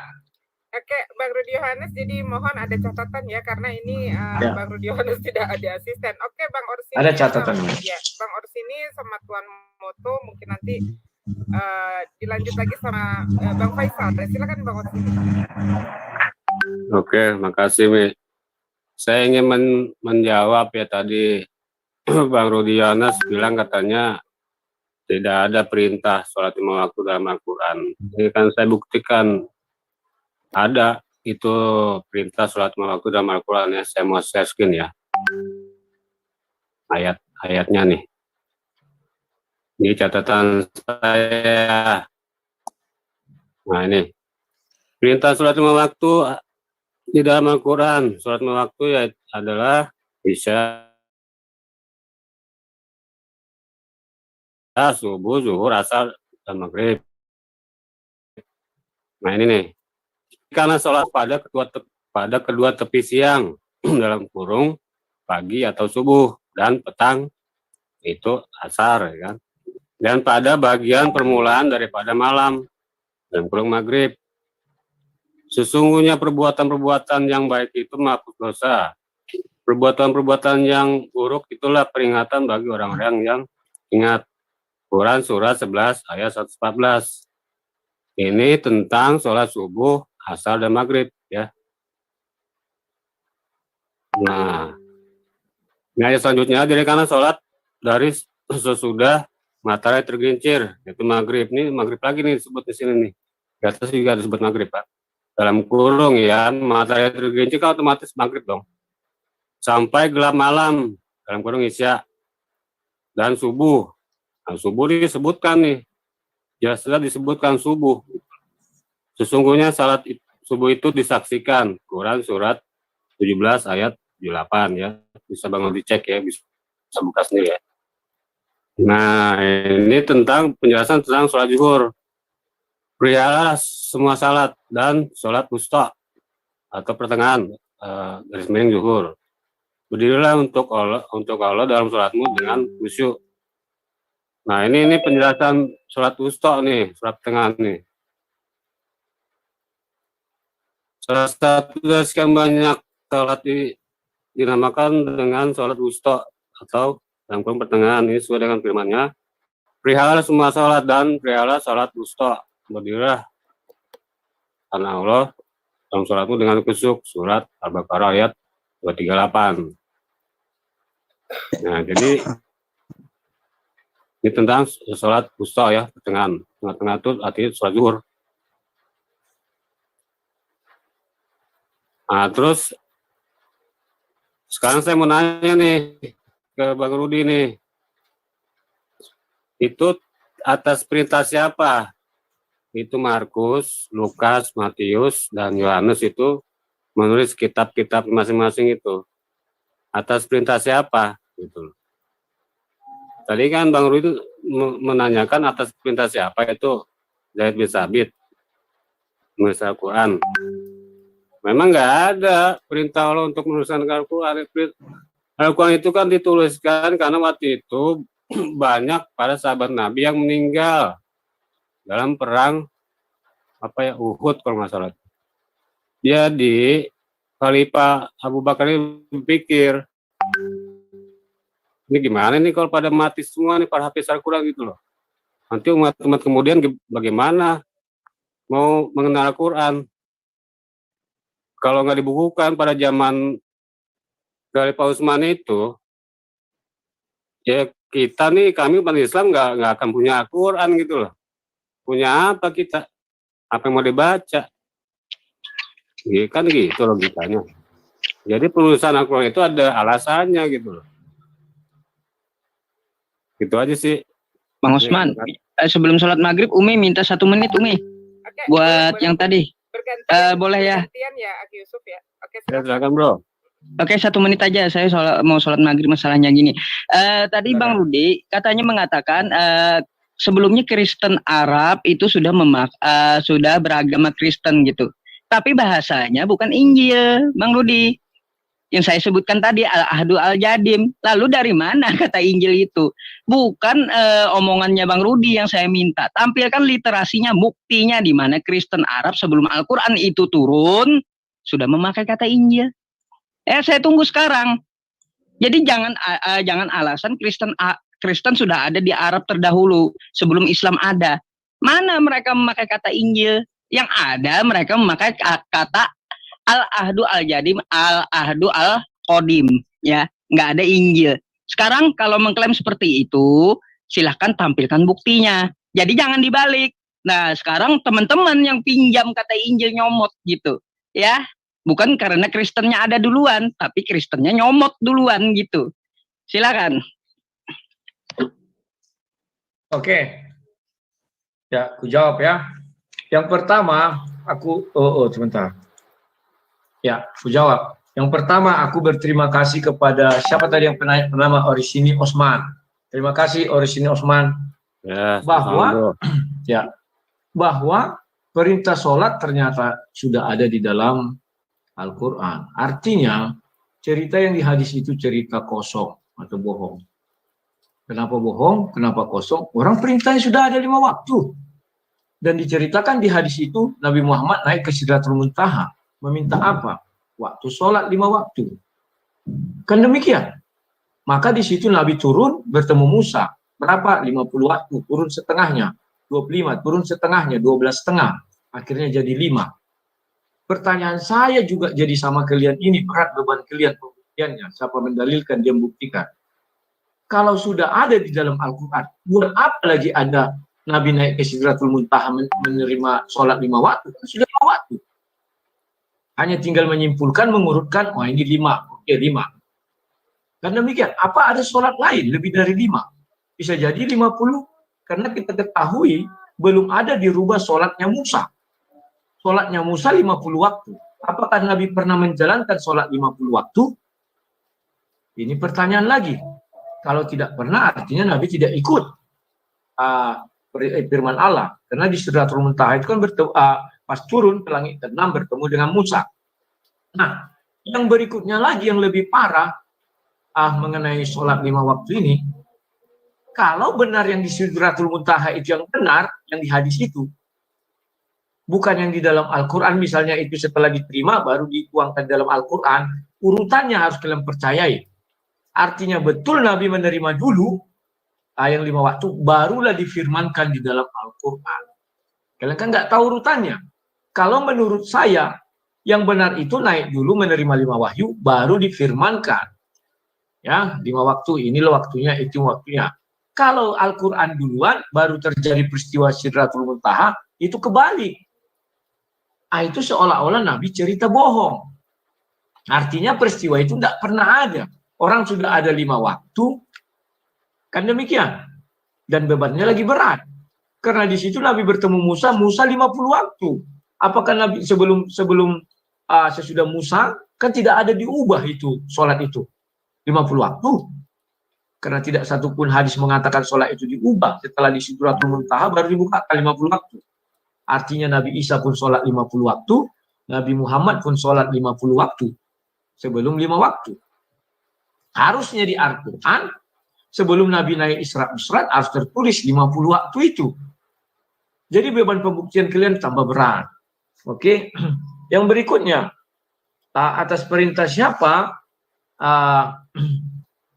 penulisan Injil itu? Oke, saya bacakan saja ya kitab sucinya 2 Timotius 3 ayat 16. Segala tulisan yang diilhamkan Allah memang bermanfaat untuk mengajar, untuk menyatakan kesalahan, untuk memperbaiki kelakuan dan untuk mendidik orang dalam kebenaran. Artinya kitab suci yang kami pegang itu sesuai dengan 2 Timotius 3 ayat 16, Tuhan langsung yang mengilhamkan, Tuhan langsung yang mendampingi manusia. dalam bentuk apa? Kan dikatakan aku akan mengutus roh kudus ya. Maka 2 Tesalonika 2 ayat 2 dikatakan begini, supaya kamu jangan lekas bingung dan gelisah, baik oleh ilham roh. Ternyata ada manusia yang bingung oleh ilham roh. Ya, kenapa? Jadi dia tidak menuliskan surat itu, dikatakannya saya menuliskan. Nah, jadi dari sini dapat kita buat lagi sebuah pertanyaan. Yang memerintahkan menulis Al-Quran kalian sudah akui, memang Allah tidak memerintahkan. Tapi katanya tadi apa? Agar jangan hilang, maka ditulislah itu. Nah, karena kalimat kalian sudah pasti, artinya bahwa Al-Quran itu tidak bisa kalian katakan terbebas daripada tidak dicampur tangan manusia. Karena kalian tidak bisa membuktikan bahwa Al-Quran itu dibimbing oleh Allah dalam penulisannya. Tak ada. Kalau kalian bilang, loh di Al-Quran kan ada dibilang ayatnya, tidak ada keraguan di dalam Al-Quran. Karena kalian tidak bisa membuktikan bahwa itu datang dari Allah, Allah yang mengawasi penulisannya. Dan ingat, kalau ada yang bilang masab-masab itu dikumpulkan, waktu zaman Nabi Muhammad, Jibril masih ada. Kalian mengakui Nabi Muhammad tidak bisa baca tulis. Maka harusnya Jibril lah yang mengoreksi mana ayatnya. Nggak ada kan? Nah, maka dari situ jelaslah bisa kita katakan bahwa sangat amat teramat mungkin itu terjamah. Sedangkan Injil pun yang sudah di ACC Allah, yang sudah dikasih hak patennya kepada Waraka bin Naufal, di dalam Al-Quran masih dikatakan Allah itu terjamah tangan manusia. Luar biasa kawan. Sedangkan yang sudah Allah langsung mengizinkan, ya sesuai hadis 3 itu, Sahih Bukhari 3 itu ayat 3, atas seizin Allah, itu pun masih Allah katakan dijamah oleh tangan-tangan manusia. Apalagi yang tidak ada izin daripada Allah. Nah, tadi dikatakan juga di situ bahwa ada hafiz berjumlah 130 orang. Ya kan? Ya saya setuju aja sih. Dan faktanya ada juga kalau kita buka literatur dunia maya ini katanya 70 hafiz. Udah lah. Waktu perang. Kira-kira 70 hafiz itu menghafal apa? Apakah 70 hafiz itu menghafal sama dengan yang kitab sekarang? Surah 11 sampai 144 atau ada yang kelewatan. Itulah sebabnya kalau kita buka Maryam, surah Maryam 56-57, jelas dikatakan di sana bahwa Allah memerintahkan Nabi Muhammad untuk menceritakan kisah Nabi Idris yang terdapat di dalam Al-Quran. Sampai detik ini saya cari kisah itu nggak ketemu. Lantas kemanalah kisah itu? Sementara di Wikipedia bertebaranlah kisah itu. Bahkan lebih komplit, lebih lengkap, lebih banyak. Apa yang harus kita lakukan? Saya pun bingung.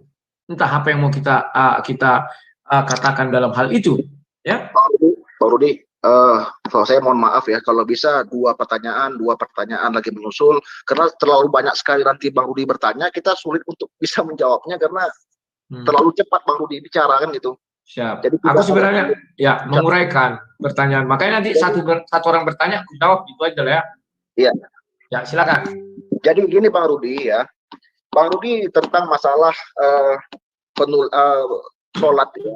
Sholat apakah itu setelah Nabi naik di Sidratul Muntaha? Jawabannya setelah Nabi naik dari Sidratul Muntaha maka turunlah perintah sholat. Ya, nah pertanyaannya, zaman sebelum perintah sholat ini, apakah Nabi Muhammad mengajarkan sholat? Tidak. Semua kita mengetahui, orang SD, anak-anak SD Islam juga mengetahui bahwasannya selama 10 tahun itu Nabi Muhammad itu tidak mengajarkan sholat, puasa, dan lain sebagainya. Dia hanya Bang Faisal sebentar.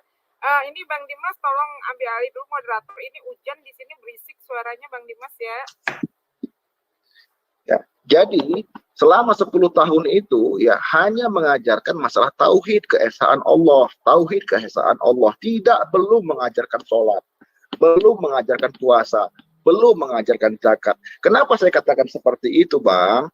Karena seperti saya bilang tadi bahwasannya Al-Quran itu tidak turun sekaligus, dia turunnya itu dicicil selama 35 tahun kenabian baginda Rasulullah. Maka dia turunnya dicicil. Jadi perintah-perintah Allah itu pun turunnya pun dicicil. Jadi tidak sekaligus, Bang. Kenapa tidak sekaligus? Ya, itu mungkin saja karena pada zaman jahiliyah dulu orang melihat agama Islam ini aneh kan, kalau sempat diturunkan sekaligus orang pada tidak mau mengikuti agama Islam. Jadi makanya dia dicicil turun-turunnya, termasuk juga mengerjakan sholat, zakat, puasa dan lain sebagainya. Nah, yang kedua masalah Al-Quran yang campur tangan manusia. Bang, alhamdulillah saya katakan sampai sekarang ini Al-Quran itu banyak dihafal oleh jutaan bahkan miliaran orang Islam. Ya, ayat-ayat Al-Quran itu, Bang, itu membuktikan bahwasanya Al-Quran itu mudah dihafal. Nah, Abang mengatakan dari mana kamu mengatakan tidak dicampur tangan manusia dan lain sebagainya soal penulisan, kan bisa saja dibimbing oleh Jibril dan lain sebagainya, kan? Saya mengatakan bahwasanya Al-Quran ini ditulis setelah baginda Rasulullah wafat. Nah, jadi dalam artian Al-Quran ini ditulis oleh sahabat Nabi setelah baginda Rasulullah wafat. Apakah perlu bimbingan Jibril? Tidak perlu, kita sudah hafal luar kepala. Jadi mereka tinggal menuliskan saja, Bang. Nah, kalau Abang menuduhkan seperti itu, takutnya ada campur tangan manusia. Ya, Alkitab Abang sendiri pun mohon maaf ya, ditulis oleh manusia. Abang mengatakan itu dibimbing oleh Roh Kudus. Dari mana kami bisa percaya itu, Bang? Bahwasanya penulis-penulis itu dibimbing oleh Roh Kudus. Ya, itu kan asumsi Abang saja. Mohon maaf, Bang. Terima kasih. Halo, gini. Ini saya tambahkan tentang jaminan Al-Quran. Langsung saya bacakan. Quran 69 ayat 41 sampai 46. Wa ma huwa biqauli sa'irin qalilan ma tu'minun wala biqaulin kahinin qalilan ma tadhakkarun. Tanzilu mir rabbil alamin. Walau takawala aila ba'dal aqawili la akhadna min.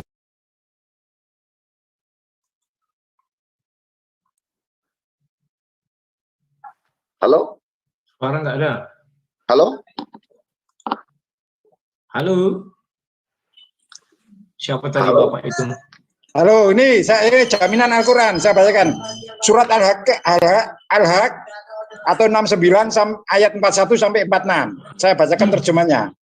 Dan Al-Quran itu bukan perkataan penyair. Sedikit sekali orang yang beriman. Dan pula bukan perkataan tukang tenung. Sedikit kali orang yang mengambil pelajaran. Tanzilu mir rabbil alamin. Ia adalah wahyu dari Tuhan alam semesta. Walau takawala alaina ba'dal akawili. Seandainya Muhammad mengadakan sebagian perkataan atas nama kami, ini 46, la'akhadna minhu bilwatin, maka niscaya akan kami pegang tangannya, kemudian akan kami potong urat jantungnya. Itu jaminannya. Itu Allah langsung ngomong lewat malaikat Jibril ke Nabi Muhammad. Begitu. Oke, aku jawab. Pertama, aku menjawab dari Bapak itu tadi. Bapak itu tadi mengambil surah 69 ayat 41. Selagi masih ada surah, artinya Nabi Muhammad masih hidup. Logikanya nyambung ya. Di mana ada selagi masih ada surah, artinya Nabi Muhammad masih hidup. Karena yang membacakan itu kan Nabi Muhammad. Kan itu maksudnya kan. Nah, selagi masih ada surah, Nabi Muhammad masih hidup. Selagi Nabi Muhammad masih hidup, Al-Quran belum ditulis, belum dibukukan. Paham ya? Jadi adalah sah kalau kami bertanya. Ya. Logikanya jalan. Siapa yang membimbing penulisan Al-Quran? Ya. Kita kan nggak tahu karena nggak ada ayatnya. Ayat yang Bapak bacakan itu ada selagi Nabi Muhammad hidup. Pas Nabi Muhammad hidup, Al-Quran belum ditulis. Logikanya nyambung ya? G. Nah, oke. Sekarang untuk Bang FYN channel. Ya. Betul, saya setuju. Kan itu saya bilang tadi. Nabi lebih dahulu naik ke Sidratul Muntaha, barulah sholat itu diturunkan perintahnya. Bukan perintahnya dulu seperti dibilang di sini, baru Nabi ke Sidratul Muntaha. Kan itu. Ke Sidratul Muntaha dulu, baru perintah sholatnya ada. Ya, 5 waktu. Nah, kemudian sebelum Nabi Muhammad ada, sebelum ke Sidratul Muntaha, maka sholat tidak dilakukan oleh Nabi. Siapa bilang? Bukankah dari tadi kalian mengatakan Yesus sujud, Nabi Isa sujud, benar? Ya, Musa sujud, segala macam sujud. Ya, artinya sujud itu sudah ada atau sholat itu sudah ada. Kenapa sekarang jadi diingkari? Bahkan Musa pun ketika di Sidratul Muntaha itu atau di langit ke-6 Musa, mereka berbicara tentang sholat itu. Iya, nah Ibrahim pun sholat, benar. Oke. Ya, umatku pun tidak mampu katanya. Pertanyaan saya, kalau Nabi Muhammad tidak sholat sebelum menjadi Nabi atau sebelum menuju Sidratul Muntaha atau balik dari Sidratul Muntaha, lantas agama apa yang dianut oleh Nabi Muhammad sebelum turun dari Sidratul Muntaha? Saya bingung. Karena sholat itu sudah ada sejak zaman Nabi-Nabi terdahulu. Nabi Ibrahim. Ya, Nabi Ibrahim. Sudah ada. Ya. Dan Al-Quran tidak turun sekaligus. Saya juga percaya. Tidak ada kitab suci turun sekaligus. Artinya kalau turun sekaligus berarti kitab yang dijatuhkan ya kan? Bukan. Itu bertahap. Ya, dan apa yang dilafalkan oleh Nabi dilafalkan kepada sahabat-sahabat. Itulah proses terjadinya Quran itu. Namun yang sangat saya bingungkan di sini, ketika itu diturunkan secara bertahap, berapa orang hafiz yang ada di sekeliling Nabi? Kan itu perlu kita ketahui juga. Apakah seperti tadi 132 dan mati 70? Yang 70 ini apa isi kepalanya? Kan di kepala itu semua. Tidak ada yang tahu. Maka sangat mungkin ada ayat yang belum dituangkan di dalam Al-Quran. Kalau tidak percaya, coba dulu kita buka, bentar ya, surah Maryam, aku bacakan saja karena admin biar jangan kesulitan. Surah Maryam ayat 16. Ini kok belum berpindah ya? Sebentar ya, kawan-kawannya. Maryam 16. Ini penting. Nah ini. Surah Maryam 19. Lambat. Bisa ditampilkan di layar? Halo? Adminnya tidak ada ya? Maryam. Bang Rudi, kalau bisa kita jawab dulu Bang Rudi biar dapat substansinya. Ya. Perintah sholat itu kalau di Maryam itu 55. Nah, sebentar. Ini masih jawab yang tadi ya Bang Rudi ya? Perintah sholat di Ya, bisa dibukakan surah Maryam? Ini masih jawab yang tadi? Iya, yang tadi, yang pertanyaan berikutnya.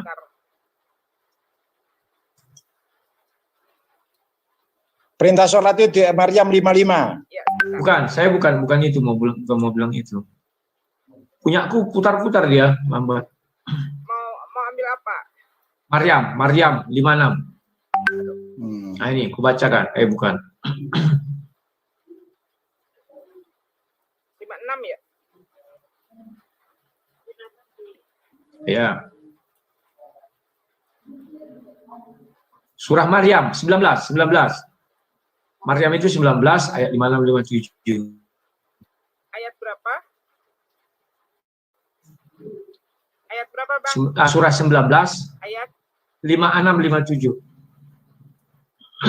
56 56. Ya.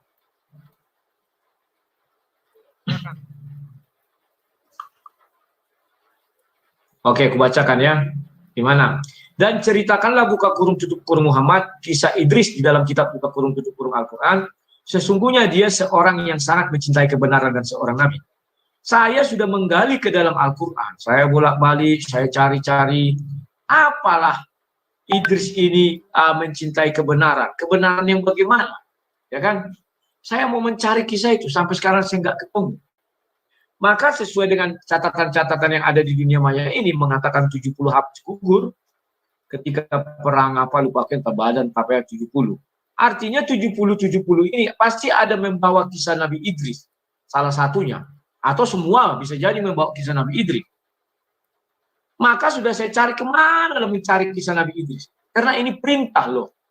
Kalau tidak perintah ya bisa kita katakan wah itu kan bukan kitab suci biografi atau biografi atau sejarah.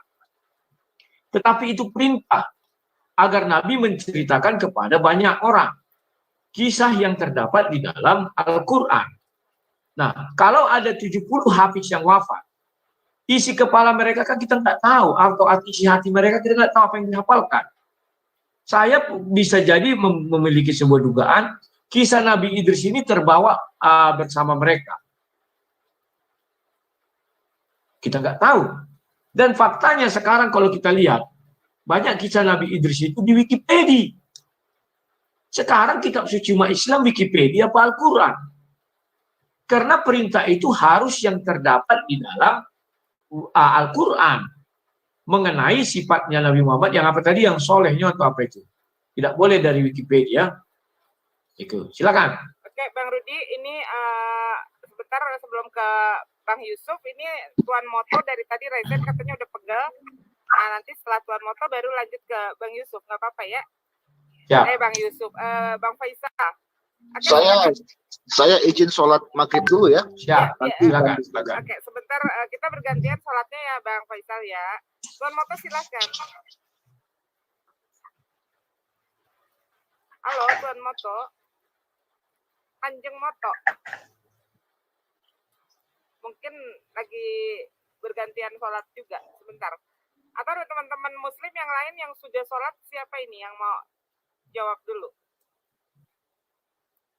Baiklah, kalau begitu biar saya jawab aja lah ya, yang lainnya sholat ya, biar kita gantian juga, biar fair juga ya. Saya sebenarnya begini Bang, saya pun istilahnya tidak paham juga cara pandang Abang memahami Al-Quran ya. Rasulullah mendapatkan wahyu ya, itu sahabatnya menghafal ya, dihafal. Sehingga tidak, kalaupun ada kesalahan satu orang yang salah misalnya, itu bisa diingatkan oleh teman-teman yang lain.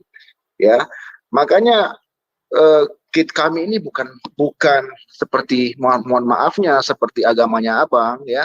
Agamanya Abang bahwasanya satu orang yang berhak yang telah dibimbing Roh Kudus boleh membuat kitab suci seperti Lukas 1 ayat pasal 1 ya, setelah dia wawancarai, dia teliti, maka dia membukukan ini, ya kan? Saya pun tidak tahu. Nah, kami di Al-Quran membukukan Al-Quran bukan seperti itu, Bang. Bukan, mohon maafnya, Rasul Paulus menulis surat kepada jemaat-jemaatnya itu dijadikan kitab suci. Bukan seperti itu, Bang. Ya. Nah, saat Al-Quran sudah mulai dibukukan, itu masih banyak orang-orang yang hafal Al-Quran di luar kepala. Kalaupun ada silap salah satunya, ya, maka yang lain pasti akan mengingatkan. Ya, seperti itu Bang dalam hal penyusunan Al-Quran tadi. Nah, boleh tahu lagi Bang, apalagi tanggapan yang kedua ini, saya lupa mencatat ini. Pertanyaan yang kedua. Yang kedua, aku lupa mencatat. Aku mencatat apa yang kalian bilang. Ya kan, yang saya ingat satu itu ya. Jadi dalam arti apa? Soal perintah sholat. Memang betul, sholat itu dari zaman nabi-nabi terdahulu juga telah diajarkan. Seperti Yesus juga, kalau Abang mengatakan itu bukan sholat, tetapi di dalam Lukas pasal Lukas 22 pasal 41 itu jelas Yesus bersujud, ya, mengikuti gerakan sholat. Tapi kalau Abang membantah itu ya nggak masalah, kan seperti itu. Nah, pertanyaannya, sebelum perintah sholat ini turun, apakah Nabi Muhammad mengajarkan sholat?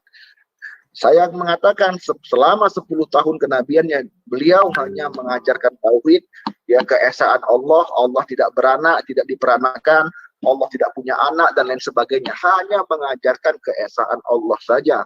Maka setelah perintah sholat turun, maka Nabi mengajarkan sholat. Setelah itu perintah zakat turun, perintah puasa turun, Nabi mengatakan puasa, zakat, dan lain sebagainya. Jadi perintah-perintah ini Bang dicicil seiring ayat yang turun. Seperti itu Bang Rudi.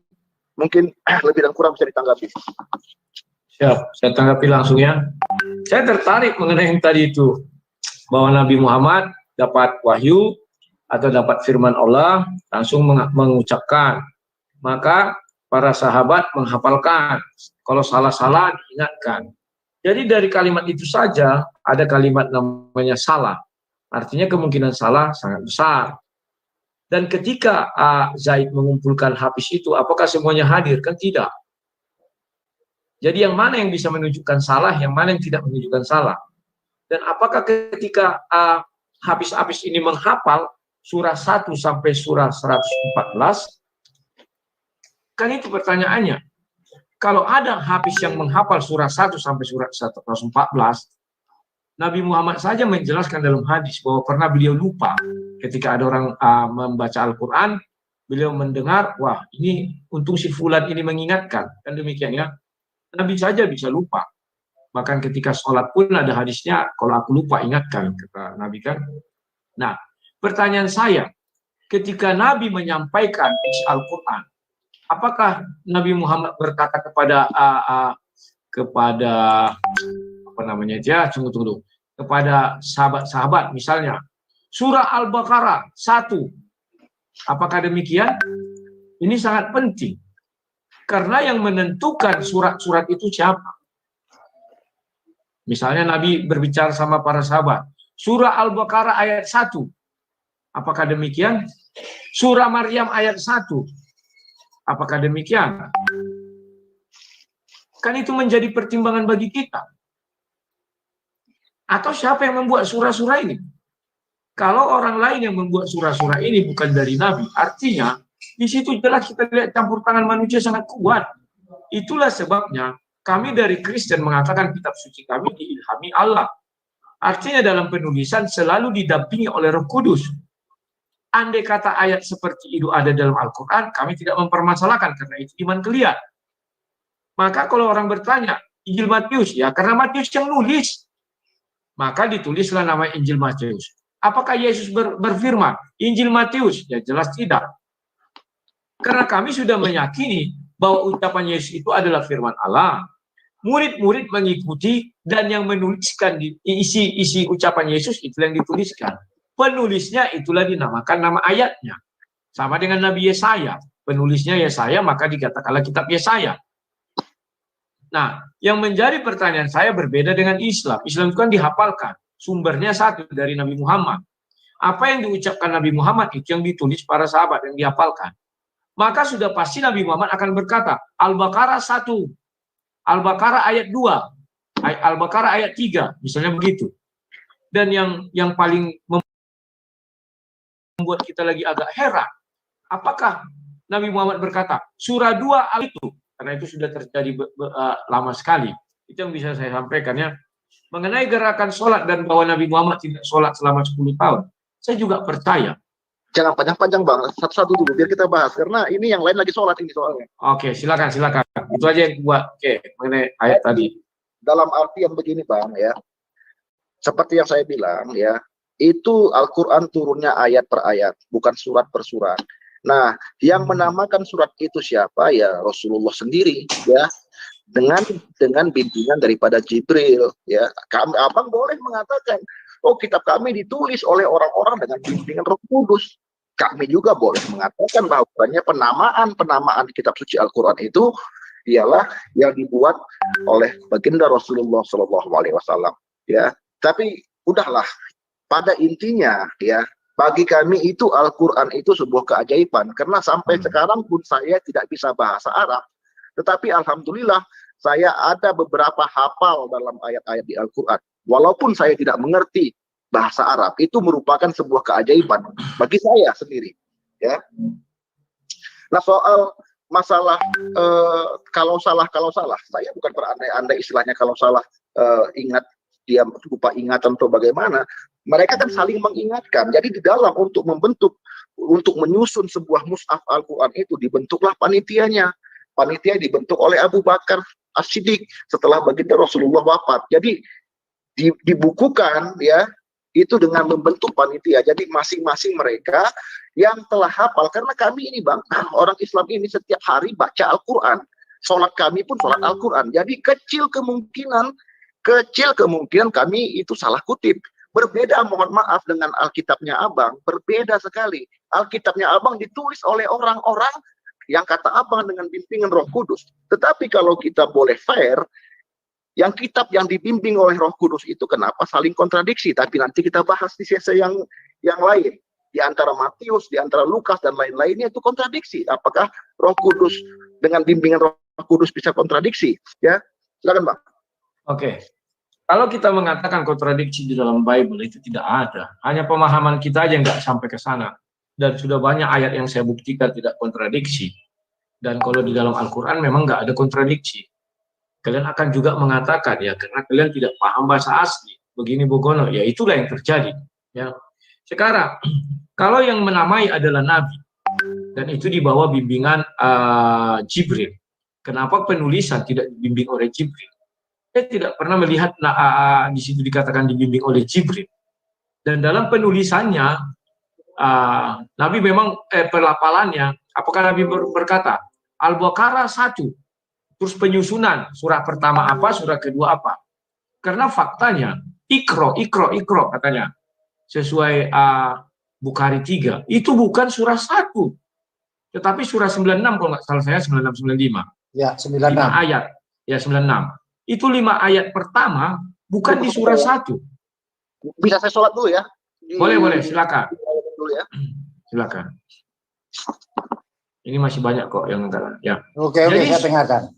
Ya, surah itu bukan dari surah 1, tapi dari surah 96. Bacalah. Yang sangat menakjubkan itu surah yang pertama difirmankan itu adalah surat 96 ayat 1 sampai 5. Ayat 6 kapan itu difirmankan? Nah, dari sini saja sudah jelas harusnya seluruh surah 96 itulah firman Allah pertama. Tetapi faktanya hanya diakui 1 sampai 5. Yang 6 kapan difirmankan? Jadi jelas di sini bahwa hafiz-hafiz itu pun tidak tahu urutan-urutan.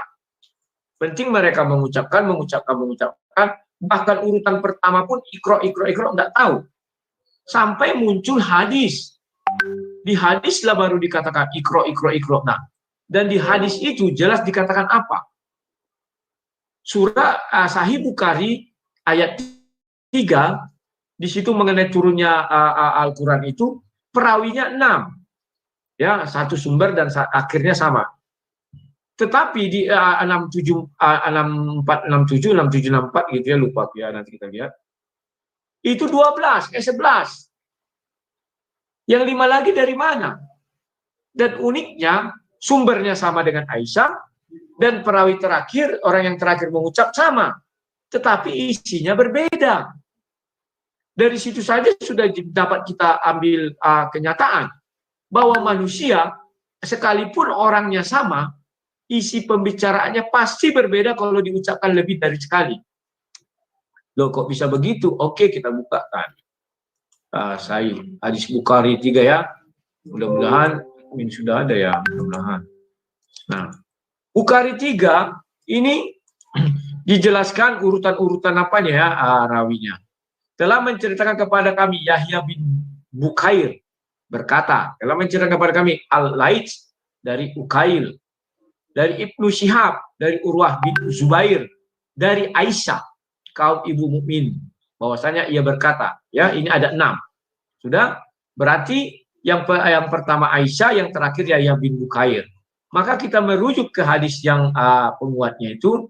Hadis ini memiliki penguat sebagai berikut, dari 64, 67 atau 45, 72 ya, bebas saja. Ada 2 nih, saya Bukhari juga. Di situ malah bukan 6 tapi 11. Yang terakhir Yahya bin Bukair sama. Telah menceritakan kami Al-Laits sama, dari Ukail sama, dari Ibnu Syihab dan berbeda. Dalam riwayat lain, dan telah ceritakan kepada Said bin Marwah, telah menceritakan kepada Muhammad bin Abdul Aziz bin Abu Risma, dan mengabarkan kepada kami Abu Salih Salmawaih. Ia berkata telah menceritakan kepada Abdullah dari Yunus bin Yazid.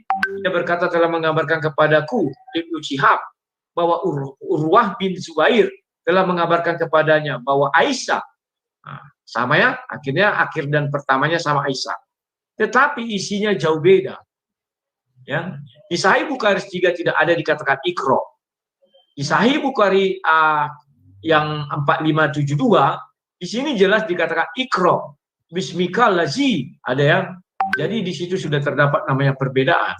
Hal ini adalah fakta bahwa manusia yang sama dalam berucap lebih dari sekali sangat-sangat mungkin berbeda ucapannya, kekeliruan. Pertanyaannya berikutnya, siapa yang mengingatkan? Apakah Hafiz itu menghafal setiap kepala hafiz menghafal surah 1 sampai surah 114, atau kita mau jujur, ada yang belum masuk surah itu karena 70 hafiz wafat di medan perang.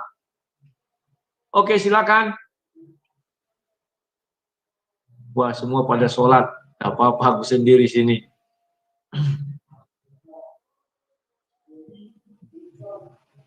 Halo, Reareo. Halo, ini Bang Rudi. Siap. Saya jawab. Sekarang aja orang yang hafal Al-Quran itu anak kecil aja bisa. Waktu umat pertama, generasi pertama, mulai Abu Bakar sampai 130 itu, tingkat hafalannya jelas lebih baik dari kita ini. Karena apa? Mereka itu generasi yang paling baik daripada yang sudah dijamin gitu. Sehingga tidak mungkin dari sahabat Nabi yang 130 disebutkan itu tidak hafal dari semua Al-Fatihah sampai An-Nas. Tidak mungkin. Jadi seperti itu. Kalau bacaan beda itu karena logat bahasanya beda. Seperti sampean orang Batak dengan orang Jawa, saya jelas beda cara bacanya. Ya. Tapi dalam artian ke arah tajwidnya mungkin tidak beda, tapi logatnya beda gitu. Seperti itu logatnya.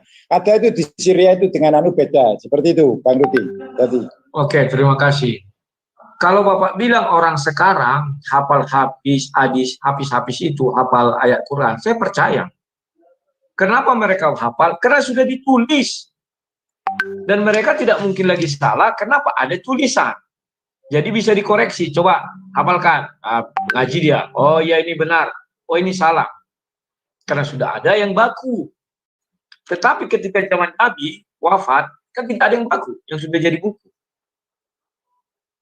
Dan kita tahu surah 1 sampai 114 siapa yang menentukan? Kan bukan Nabi sudah wafat. Atau kita mau mengatakan, oke, surah 1 ayat 1. Misalnya surah 2 yang utama, surah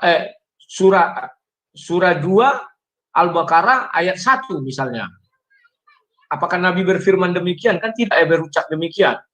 Nah, maka saya tidak pernah menyangkal kalau orang-orang sekarang katanya, ya mereka sudah paham habis itu banyak, ya karena sudah dibukukan, jadi bisa dikoreksi. Kalau zaman Nabi kan sudah diakui tadi. Siapa yang ngoreksi? Malaikat Jibril pun tidak ada berfirman berkata aku mengoreksi Al-Quran, tidak ada. Atas seizin Allah SWT pun tidak ada. Hari di buku apapun tidak ada itu. Jadi jelaslah para sahabat lah yang menulis itu dengan tangannya. Dan admin belum datang ya.